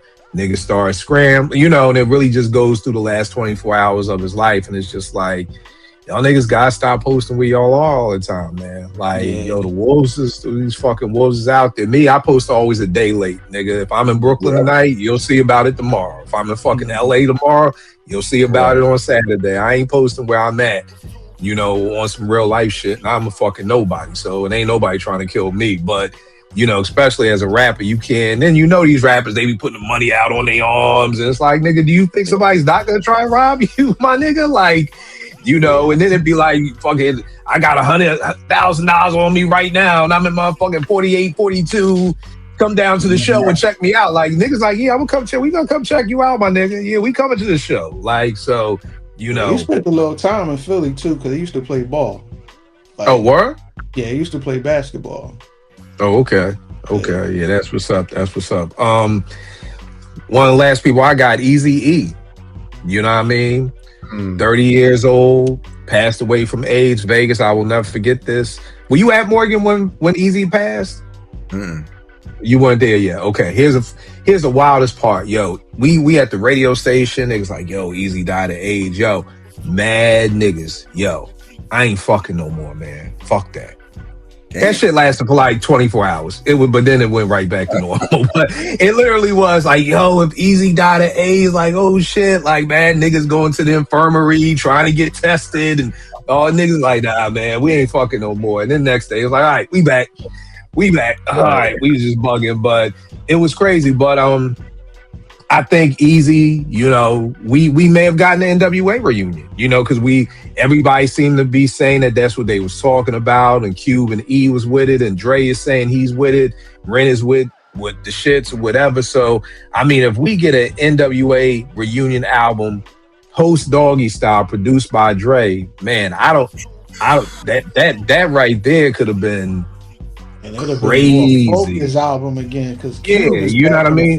Cube is back, Eazy's back, Ren is back, Dre is in his bag. You would have got some Snoop features, maybe some Dog Pound features on there. Like that thing would have been crazy. And people know I'm not the biggest Bone Thugs fan, but I've heard from people like, Bone Thugs could have been even bigger if Eazy, was still around to help kind of guide and focus them. Again, I don't know how true that is, but, just Eazy. Right. You know what I mean? But with Eazy still being there, like, we could have got more music. So I just think with that NWA album alone, it would have been crazy, because Dre would have been tapped in production-wise with that. And even though 95, 96 Cube ain't 91 Cube, I think he's focused enough to get back on, okay, fuck this West Side Connection, bow down shit. We back to the bars now. Like, you got a Cube and a Ren back in the studio pushing each other. I think that would have been crazy. And then I also got Guru. You know what I mean? One of the few brothers who like passed away at 48. Like, Guru was the elder statesman, and it's crazy because he died in 2010. Like, yo, I can't believe it's been 16 years. Dying of cancer. And I think, prayerfully we would have got another Gangstar album. We got one of the best yet. Another posthumous album. Primo got his hands on some old unreleased verses from Guru, but at the end of the day, like, if I would have loved to get, because I don't know, I'm one of the few people who love the Owners. I think the Owners just get shitted on, maybe because it's not as good as Moment of Truth, which it's not, but to me, it's still very, very dope album. You know what I mean? Like, there's a lot of banging. Who Got Guns? To me, that was the best posse cut coming into the new millennium of the 2000s. And people don't talk about that. Yeah, so that's what I got. I got some R&B people. Did you have anybody else left, Spence, before I empty this clip with R&B people? No, you got it. That was it. D'Angelo comes to mind. You know, we lost him to pancreatic cancer, you know, October 14th, 2025. And to be honest with you, I don't know, because it's not like he released a lot of music. I didn't feel like Bulls followed him from the Black Messiah. You know how it was with Brown Sugar came out, and everybody Kedar, everybody was following that. But it seemed like once he did Voodoo, I don't know if people really followed that trend, and people really didn't follow the Black Messiah trend. So I don't know what we would have got from D'Angelo. But the sad part, and when I was doing the research for this, I didn't know he was in the studio working with Raphael Sadiq before he got sick. I didn't know that either.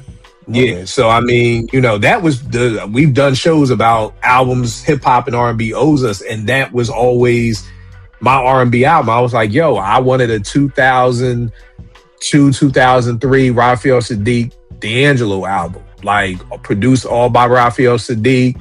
Maybe they doing songs together. Raphael got 2 soul songs, D'Angelo got 2 soul. They doing some joints together, but yeah, so I don't know. Vague, what do you think D'Angelo, I mean, music would have been like if, you know, D'Angelo, when he dropped the album? Because he could have lived for another 5 years and we still may not got an album. But when we did get the album, what do you think?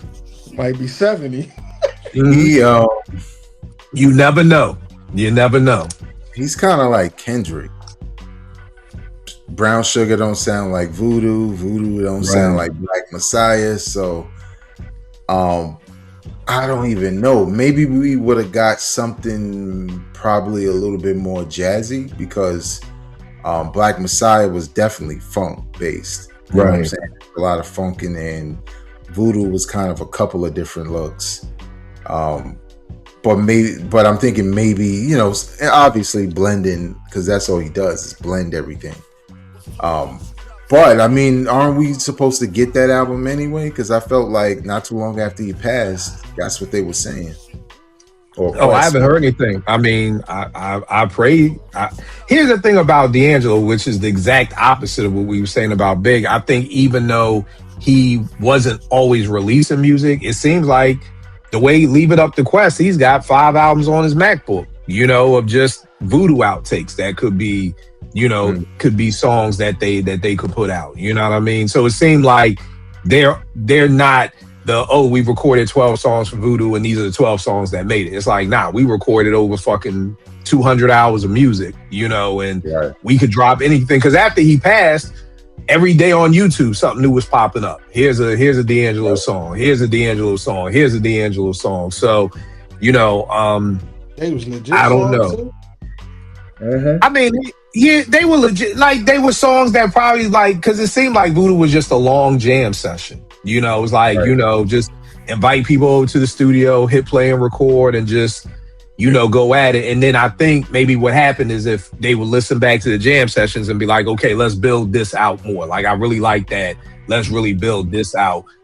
So they were songs. I don't know if they were like the built out, finally mixed and all that songs, but it was kind of just like, do you just keep the tape running? Yeah, you know, that the tape ran the fuck out. Like, this how long y'all recording that y'all legit just ran out of tape. You know what I mean? And the fact that they was recording Voodoo for like 2.5, 3 years, you know, to the point that the label is like, yo, we ain't paying for no more studio time. You gotta give us something. Like, y'all been in there just playing games and watching Soul Train for 3 years. Like, you know, where the fuck is that? Common done dropped his album, the Roots done dropped their album, and we still waiting on y'all niggas. So, who knows? Another R&B boy I got, Dwayne Wiggins. You know, from Tony. We lost him at 64 years old to cancer. I mean, I think we just get another Tony album. You know, I've shared that Tony tour, best concert I've been to past 10, 20 years. You know what I mean? Just amazing. And one of the greatest things was they took your phones. So you had to be there for the music, you know, because you look into the whole crowd and you just see people singing, enjoying songs. I don't think I've ever been that like animated at a show. Like you would have thought I was on stage with them motherfuckers. Like niggas was like, God damn, Kill, we ain't never seen you like this much in the music or whatever like that. But the show was just that good. And again, I know me at some time and point, I would have had my phone up. You know what I mean? To record. I got post this on the gram. It was like just you being there, and it was an amazing show. And you know, if Sadiq and them was all clicking, it's like, yo, let's do an album. So I think we definitely lose that. And I mean, of course, I got to put him in because he's my GOAT, Prince. You know, and I don't know anything about the music. I think we just would have got more Prince shows. You know, I loved what he was doing, the piano and the mic, doing more intimate shows. Like, hey, we doing all these songs, but it's just me on the piano. You know what I mean? It's no jumping up and down, no whole band. So I just think we would have kept getting that. Veg, did you have anybody else left, or you were rap? I did some quick joints, real quick with Prince. They put out one of them joints with him on the piano, and it was like these practice. Yeah, and that shit was like, I'm like, this is just Prince in the crib fucking practicing things. Like, it was incredible. Like, you know what I'm saying? I had Freaky Tah because I felt like once he passed, that was like it for the Lost Boys. And you talk about a guy who's essentially the hype man and ad libs, but it wasn't the same without him. You know what I'm saying? Yeah. On there, so I had him, and I had Jam Master Jay, and it's more so from a record exec perspective because I think he had an eye for talent, finding Onyx or putting out Onyx, finding 50 Cent, you know what I'm saying, before Eminem. Right. You know what I'm saying? Yeah. Like I think there was a certain, obviously they're all from the same hood, but I think there was a trust with somebody like him that if you can impress him, you can get an opportunity as opposed to other people. And I think he just had a lot more influence, right? Like when he said like Run DMC was a whole different look. Yeah, he was he said he was dressing like that, and he was like, "Nah, we should all wear the black and the boom boom." So I think he just had a vision, and I think he would have kept getting opportunities depending on the type of artist he would go on to discover had he lived longer. So right, yo, it's crazy that you bring up Jam Master Jay because it makes me think about, and I want to shout out the book out before, but Fab Five Freddy's Everybody's Fly. You should definitely read that book because I always wondered, and if I discuss this with y'all, I apologize, but they were talking about, I've always wondered, Veg, and I don't know you too, Spence, you're older than me, so maybe you kind of had your ear to the street more, but I always wondered, like, why the fuck did Grandmaster Flash and the Furious Five and the Africa Bambaataa and the Soul Sign Force dressed like that? Like this crazy shit. And Fab was saying that there was such a huge connect between the downtown punk scene and hip hop that it just blended together. You know what I mean? So reading Fab Five Freddy's book, it's like, yo, half of his time was spent downtown at the art scene with the punk rockers. Then I'm in the South Bronx up here. I'm bringing people from the South Bronx downtown. I'm bringing people from downtown to the South Bronx. And he really was blending those two worlds together because punk rock was growing at the same time hip hop was growing. So it's almost like, so that's why they dress like that, because so much of it was those two worlds blending together. And it was just something I've always wondered because I'm just like, yeah, why did y'all have these gloves on and all the studs and all that stuff on and every dressing like y'all about the fucking Buck Rogers and get Battlestar Galactica? But it was because those two scenes was meshing together. And that's why it's such an incredible book to read, because I had never known that. I had no idea that hip hop and punk were growing together. Like that Fab Five Freddy was hanging with Madonna. Like this is where hip hop was, like in the late 70s, early 80s. You know what I mean? Like everybody was hanging out with each other. So it's just when you said Jay dressing like that, it was just like, oh yeah, that was such a dope part of that book, because that's something I never knew. What you gonna say, Vay? Yeah, I remember some of that, but I also remember it's either Grandmaster Caz or Africa Bambaataa said it, but they were heavy into Parliament. Mm-hmm. And a lot of what, and even the music, a lot of in the fucking videos, a lot of what they did resembled, Parliament.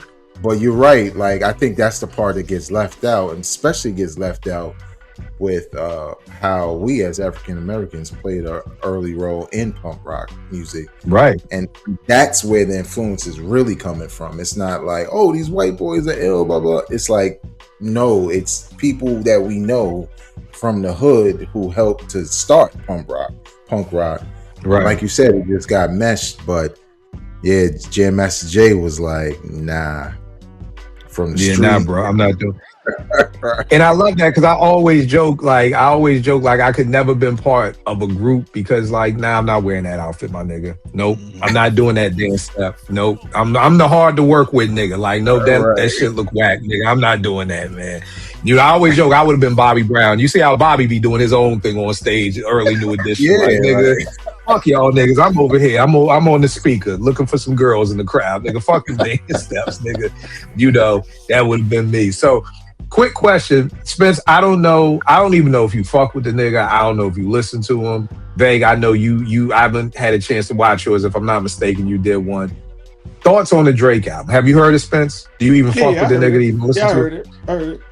What are your thoughts about the album? I mean, and all I know is about Iceman. I don't know about the other two. I haven't even touched that. But Iceman, what were your initial what do you think of the joint?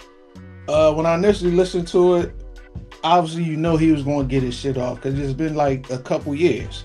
So I know he was going to vent, and I'm not mad at that. Did I want it every song? That's what I was worried about. It was going to be every song. But like when the first song come on, he basically explains to you what he's been going through those times. So I actually liked that first song. And then to Make 'Em Pay, crazy. Make 'Em Pay, Make 'Em Pay is crazy. So the boy can rap. Do we got some corny lines here or there sometimes when he but I'm not mad at it. And he gave everybody what they wanted. You want to hear me rap? This is what I'm going to do. If you want the other stuff, you got the other choices to go listen to. Right. I'm not mad at it. I think for where he was at, I think this is a good comeback album for him.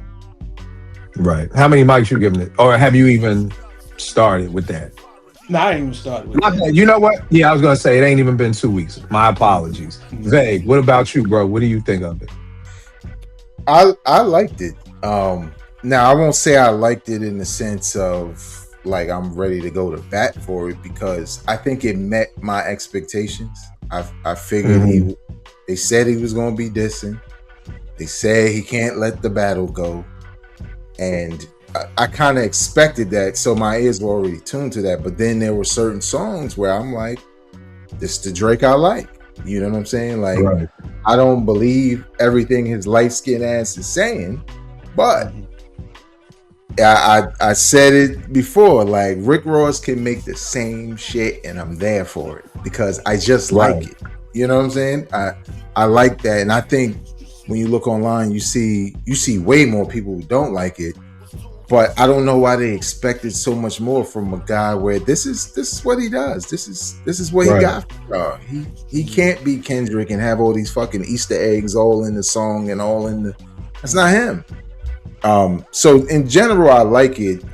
If I was to give it a score, I might give it 3 mics, as in like it's good, but it depends on what's your temperature with Drake. So right. And it's funny because me and Nate were talking about it, and I was like, it's such a crazy album to me because it's like, I like it, but I feel like it's a day late and $1 short. Like, nigga, these disses should have came 2 years ago, nigga. Like, and like you said, he can't leave the battle alone, but it's like, nigga, we done moved on, man. Stop. Just stop. Like, and the thing is I like the disses. I like them. You know what I mean? But it's like not 2 years later, my nigga. Like, Vegas, me and you can't rumble freshman year and then junior year, I want to come back with niggas from Philly. Like, all right, come on, nigga, let's go. You like, nigga, we still got beef? Nigga, I thought we moved on. We was just in a refractory. Like, you ain't said shit to me in 2 years. Now you coming back like squad up, ready to rumble. Like, yo, what? But I'm with you, Spence. Make them pay. I've literally listened to that song on repeat all the way to work. I've listened to that shit. I got a 45-minute commute to work, and it's just like, and bring it back, and play it again, and play it again, and we're gonna play this shit again, and again, and again. But I mean, surprisingly, I like it, and I think the thing is that, I'm sad that my sister Porsche isn't here, because we all know Porsche despises Drake on every, inch of her body. And I mean, I've always liked Drake. I mean, the other part that's polarizing about this album to me is, I told Naomi, it's like back in the day, like when I first played a Hall of Notes years ago, and she was like, yo, this is really dope. And then I would just wanted to fuck her head up. And then I played the video, and she was like, wait a second, they're white? And I'm like, yeah, crazy, right? Like, this is how music used to be back in the day. You ain't know Tina Marie was white because there was no videos. You just heard it on the radio. And it's like, that's how I feel about this album, because I feel like Drake is so fucking corny that if I just pay attention to the music, like I'm just listening to the music, I'm not listening to It's a Day Late and a Dollar Short, I'm not watching the videos, because if that nigga does this dance one more fuck nigga, if you don't get another fucking dance, Tiana Taylor, some fucking Body Fatima, fucking Big Liz, if somebody don't choreograph this nigga, because if he do that dance one more fucking time, my nigga, like, stop. And then he got the joint where he's like, I don't know if y'all saw this video. This nigga has a whole bunch of niggas going peekaboo. Like the song that he's dissing ASAP Rocky, it's like the joint where like the girl ain't even posted. Like, yeah, where is she? It's like peekaboo. He got all these niggas doing peekaboo. I'm like, yo, this nigga's so fucking corny that I understand why Porsche hates this nigga. But again, I'm able to compartmentalize. Even though you corny as shit, you could fucking rap. You know what I mean? And I like Drake's style of like, in Vegas, I don't know, I'm sure he's not the first to do this, I just can't think of it, but I like how he doesn't start on the one. He'll start like on the third, coming back around, going into the one. And I like how he'll stop and kind of just be like give you a second, and he'll come back, so I like, and again, to me, this is like, what was his first mixtape? Not So Far Gone, is it? Is that the name of it? No, that was the first album. I don't even know. That was kind of... That was the mixtape. Yeah, it was the mixtape. That was a mixtape, but he had one before that. Yeah. Right. Yeah, that was the first one. So again, I like it, but it is with the asterisk of, nigga, this is a Day Late, Dollar Short. You know what I mean? It's like, goddamn you corny nigga. Like, just stop. Like, stop making visuals. Stop doing the same fucking dances. I feel like I'm watching like Hotline Bling 15 different times, but with the same move, and it's like, just stop. But I mean, I like it. I mean, if I had to give a mic rating for me, and I'd give it a 4. Like, I really like it. Like, the Janet Shut the Fuck Up. I love that joint. You know what I mean? I fuck with that. I mean, production wise, it's dope. Rhyme wise, it's dope. It's just he's a corny ass nigga. Like, I think that's what it just comes down to. And I think I told myself I'm not getting pulled back in, because people who watch and people who know me know that during the Pac Big feud, I picked sides. So it's like I didn't listen to none of that Pac music, because I was riding with Big. And I think it's crazy. I think a lot of people now are like, nah, we riding with Kendrick. I'm not even listening to that Drake shit. But I'm like, yo, again, before the beef, niggas fuck with Drake. But I like it. I haven't listened to the other two joints. I think the thing that's kind of crazy to me, that I've seen this online and on multiple YouTube channels, where they're like, yo, Kendrick won the battle, but Drake won the war because now he's off of UMG. And I'm like, whoa. What does one have to do with the other, my nigga? Like, the battle is the battle. Like, I didn't know they was battling to see who could get off their record label first. Like, I didn't know that was part of the battle. That was part of the race. So what are you talking about? Kendrick won the battle, but Drake won the war because now he's off his label. Like, one don't got nothing to do with the other, my nigga. But this is what happens when you have. I was gonna say it sounds stupid because Kendrick and J. Cole were already independent before him, so it's like, right? He just joined them. Right, because Kendrick is off of Top Dog, right? Yeah, he's off Top Dog. So I'll say this, like, because I listened to all 3 albums, and I feel like the R&B joint could have been better, but there's some songs I like, and truthfully speaking, that's the Drake I like most, to be honest.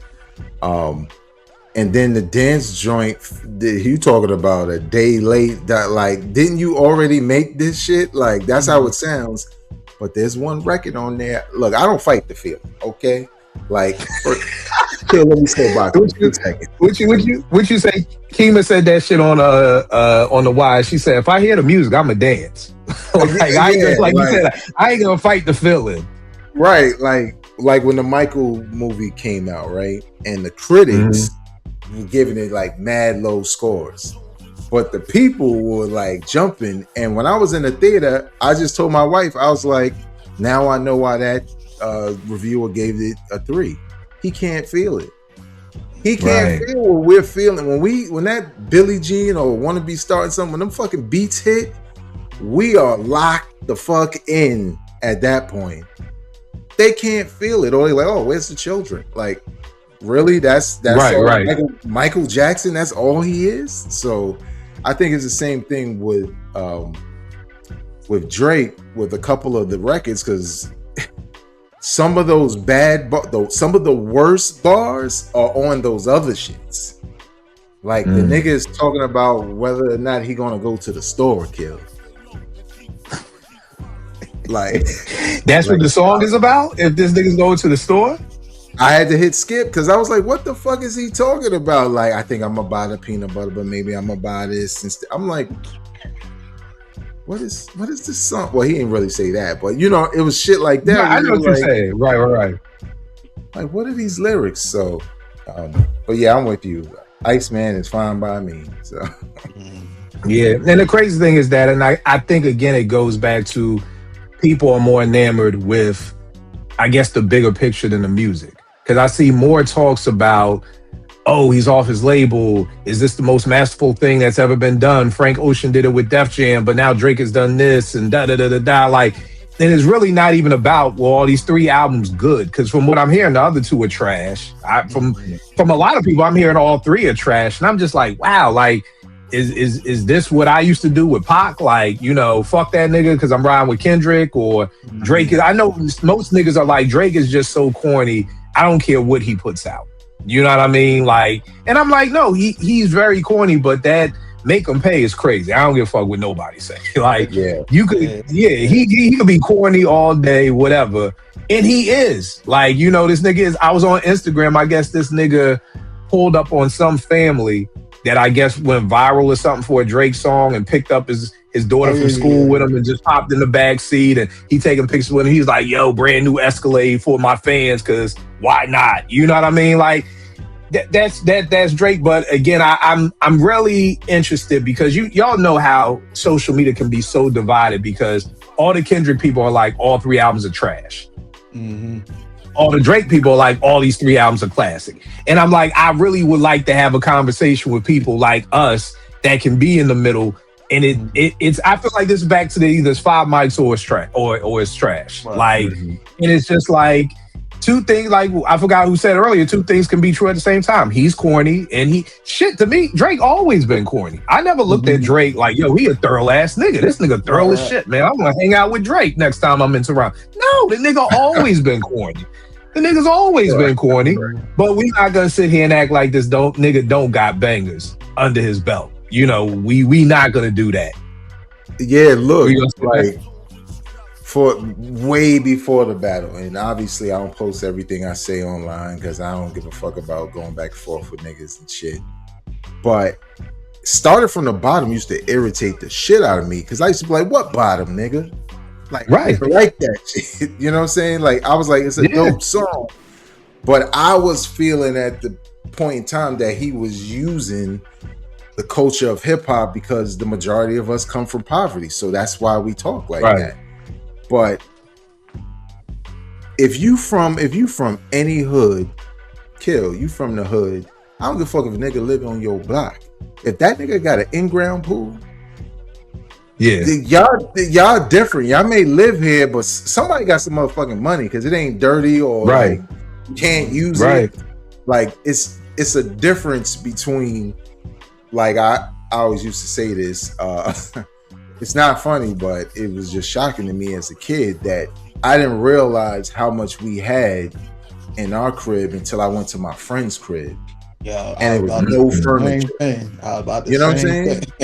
Same projects, same apartment, but there's no furniture in there, and his bed is on the floor, and I'm like, oh, I'm talking about we poor. Like, this nigga's poor. Like, nigga, you want to come to my room? Like, shit. Like, yeah, right.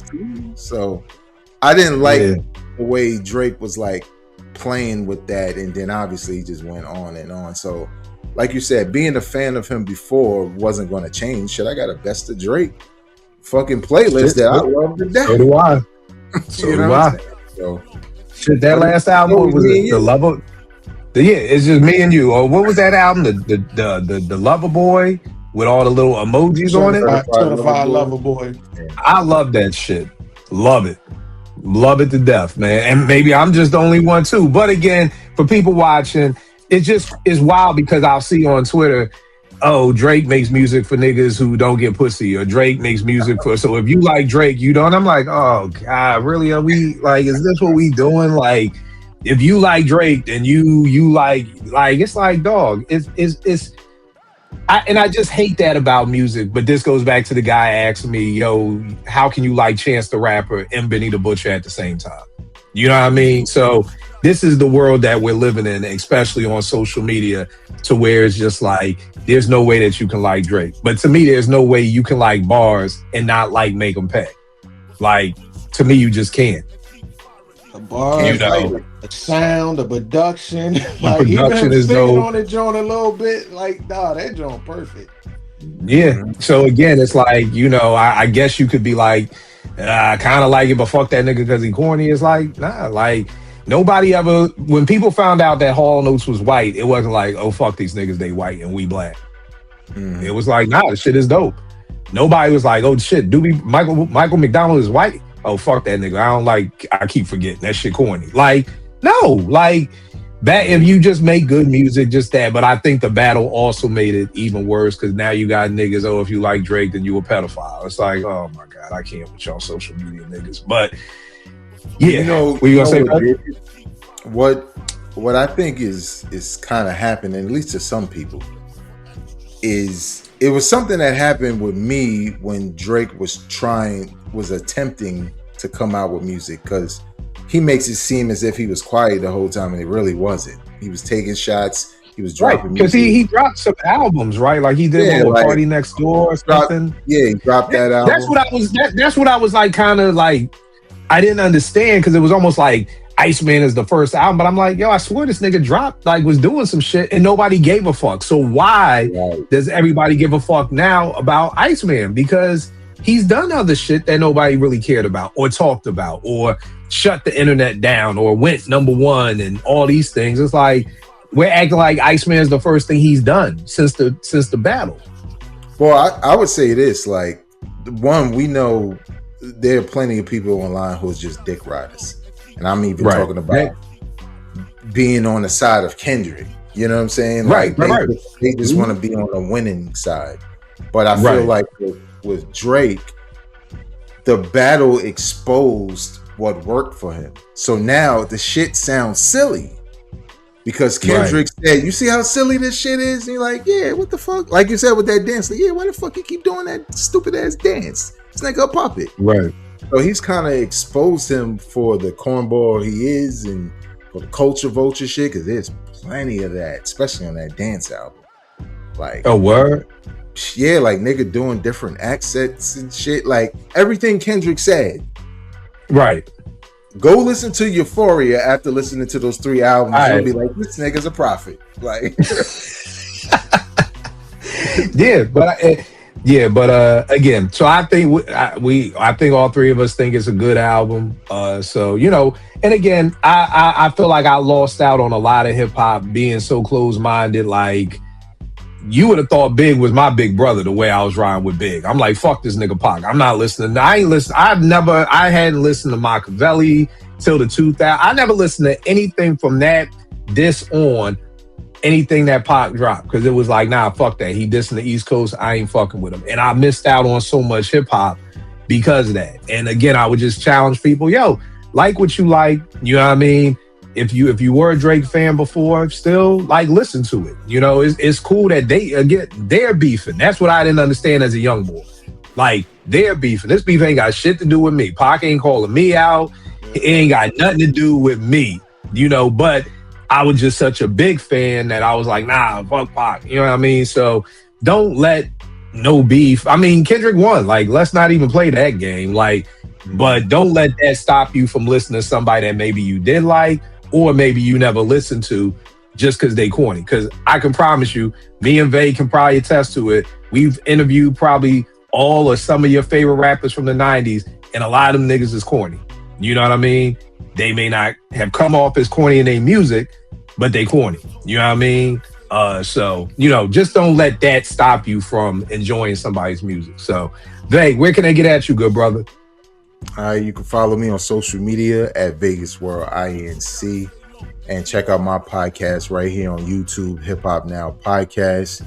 Check out that Drake review. But more importantly, by the time this drop, you could check out another album in the 1996 30-year anniversary series. This time is Little Kim's Hardcore. And my featured guests are the R&B Representatives. It's a very funny show because I'm sitting there talking about shit and I'm like, JR, you were 8? Like, yeah, like, what the fuck is you doing listening to Hardcore? Right. But yeah, it's a dope episode. Just, you know, brings a different variety to the type of people who come on the show. So definitely check it out, man. It's a lot of great moments there. So.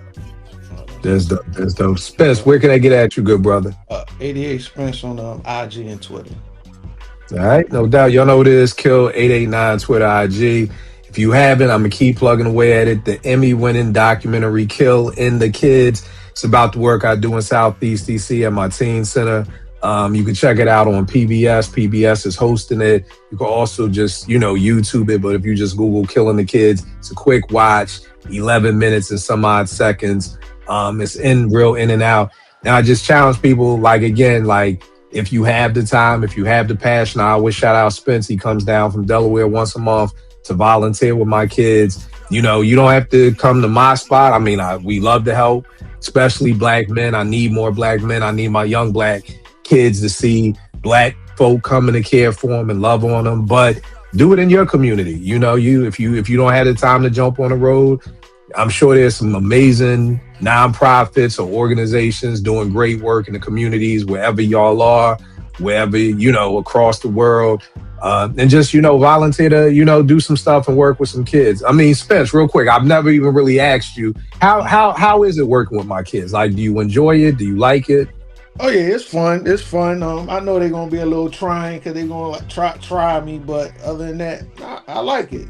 It's something I thought I never would do, to be honest, because I put so much into my wife and my kids that I never really did that. So when the opportunity came, even when I thought about when I get to retire, I thought maybe this is something I would do now that I have the free time.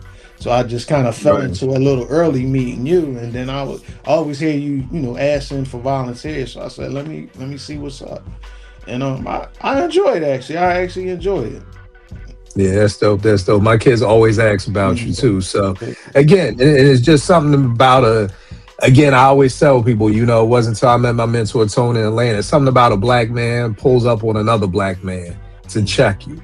You know what I mean? Like, a lot of times, you know, if our fathers aren't around or uncles aren't around, and it's a lot of times women, and a lot of times like, you know, whatever. But when a black man pulls you up to like get you on point, it hits different. So again, I like a pastor. You don't have to join my church. It'd be great. I'll take all the volunteers, but you know, just go find something somewhere where you're at. And it doesn't have to be all the time. It could be once a month. It could be, you know, every quarter, but, you know, just pop in and just, you know, try to show love. You know, you'll never know what happens. So we will check y'all next week, good peoples.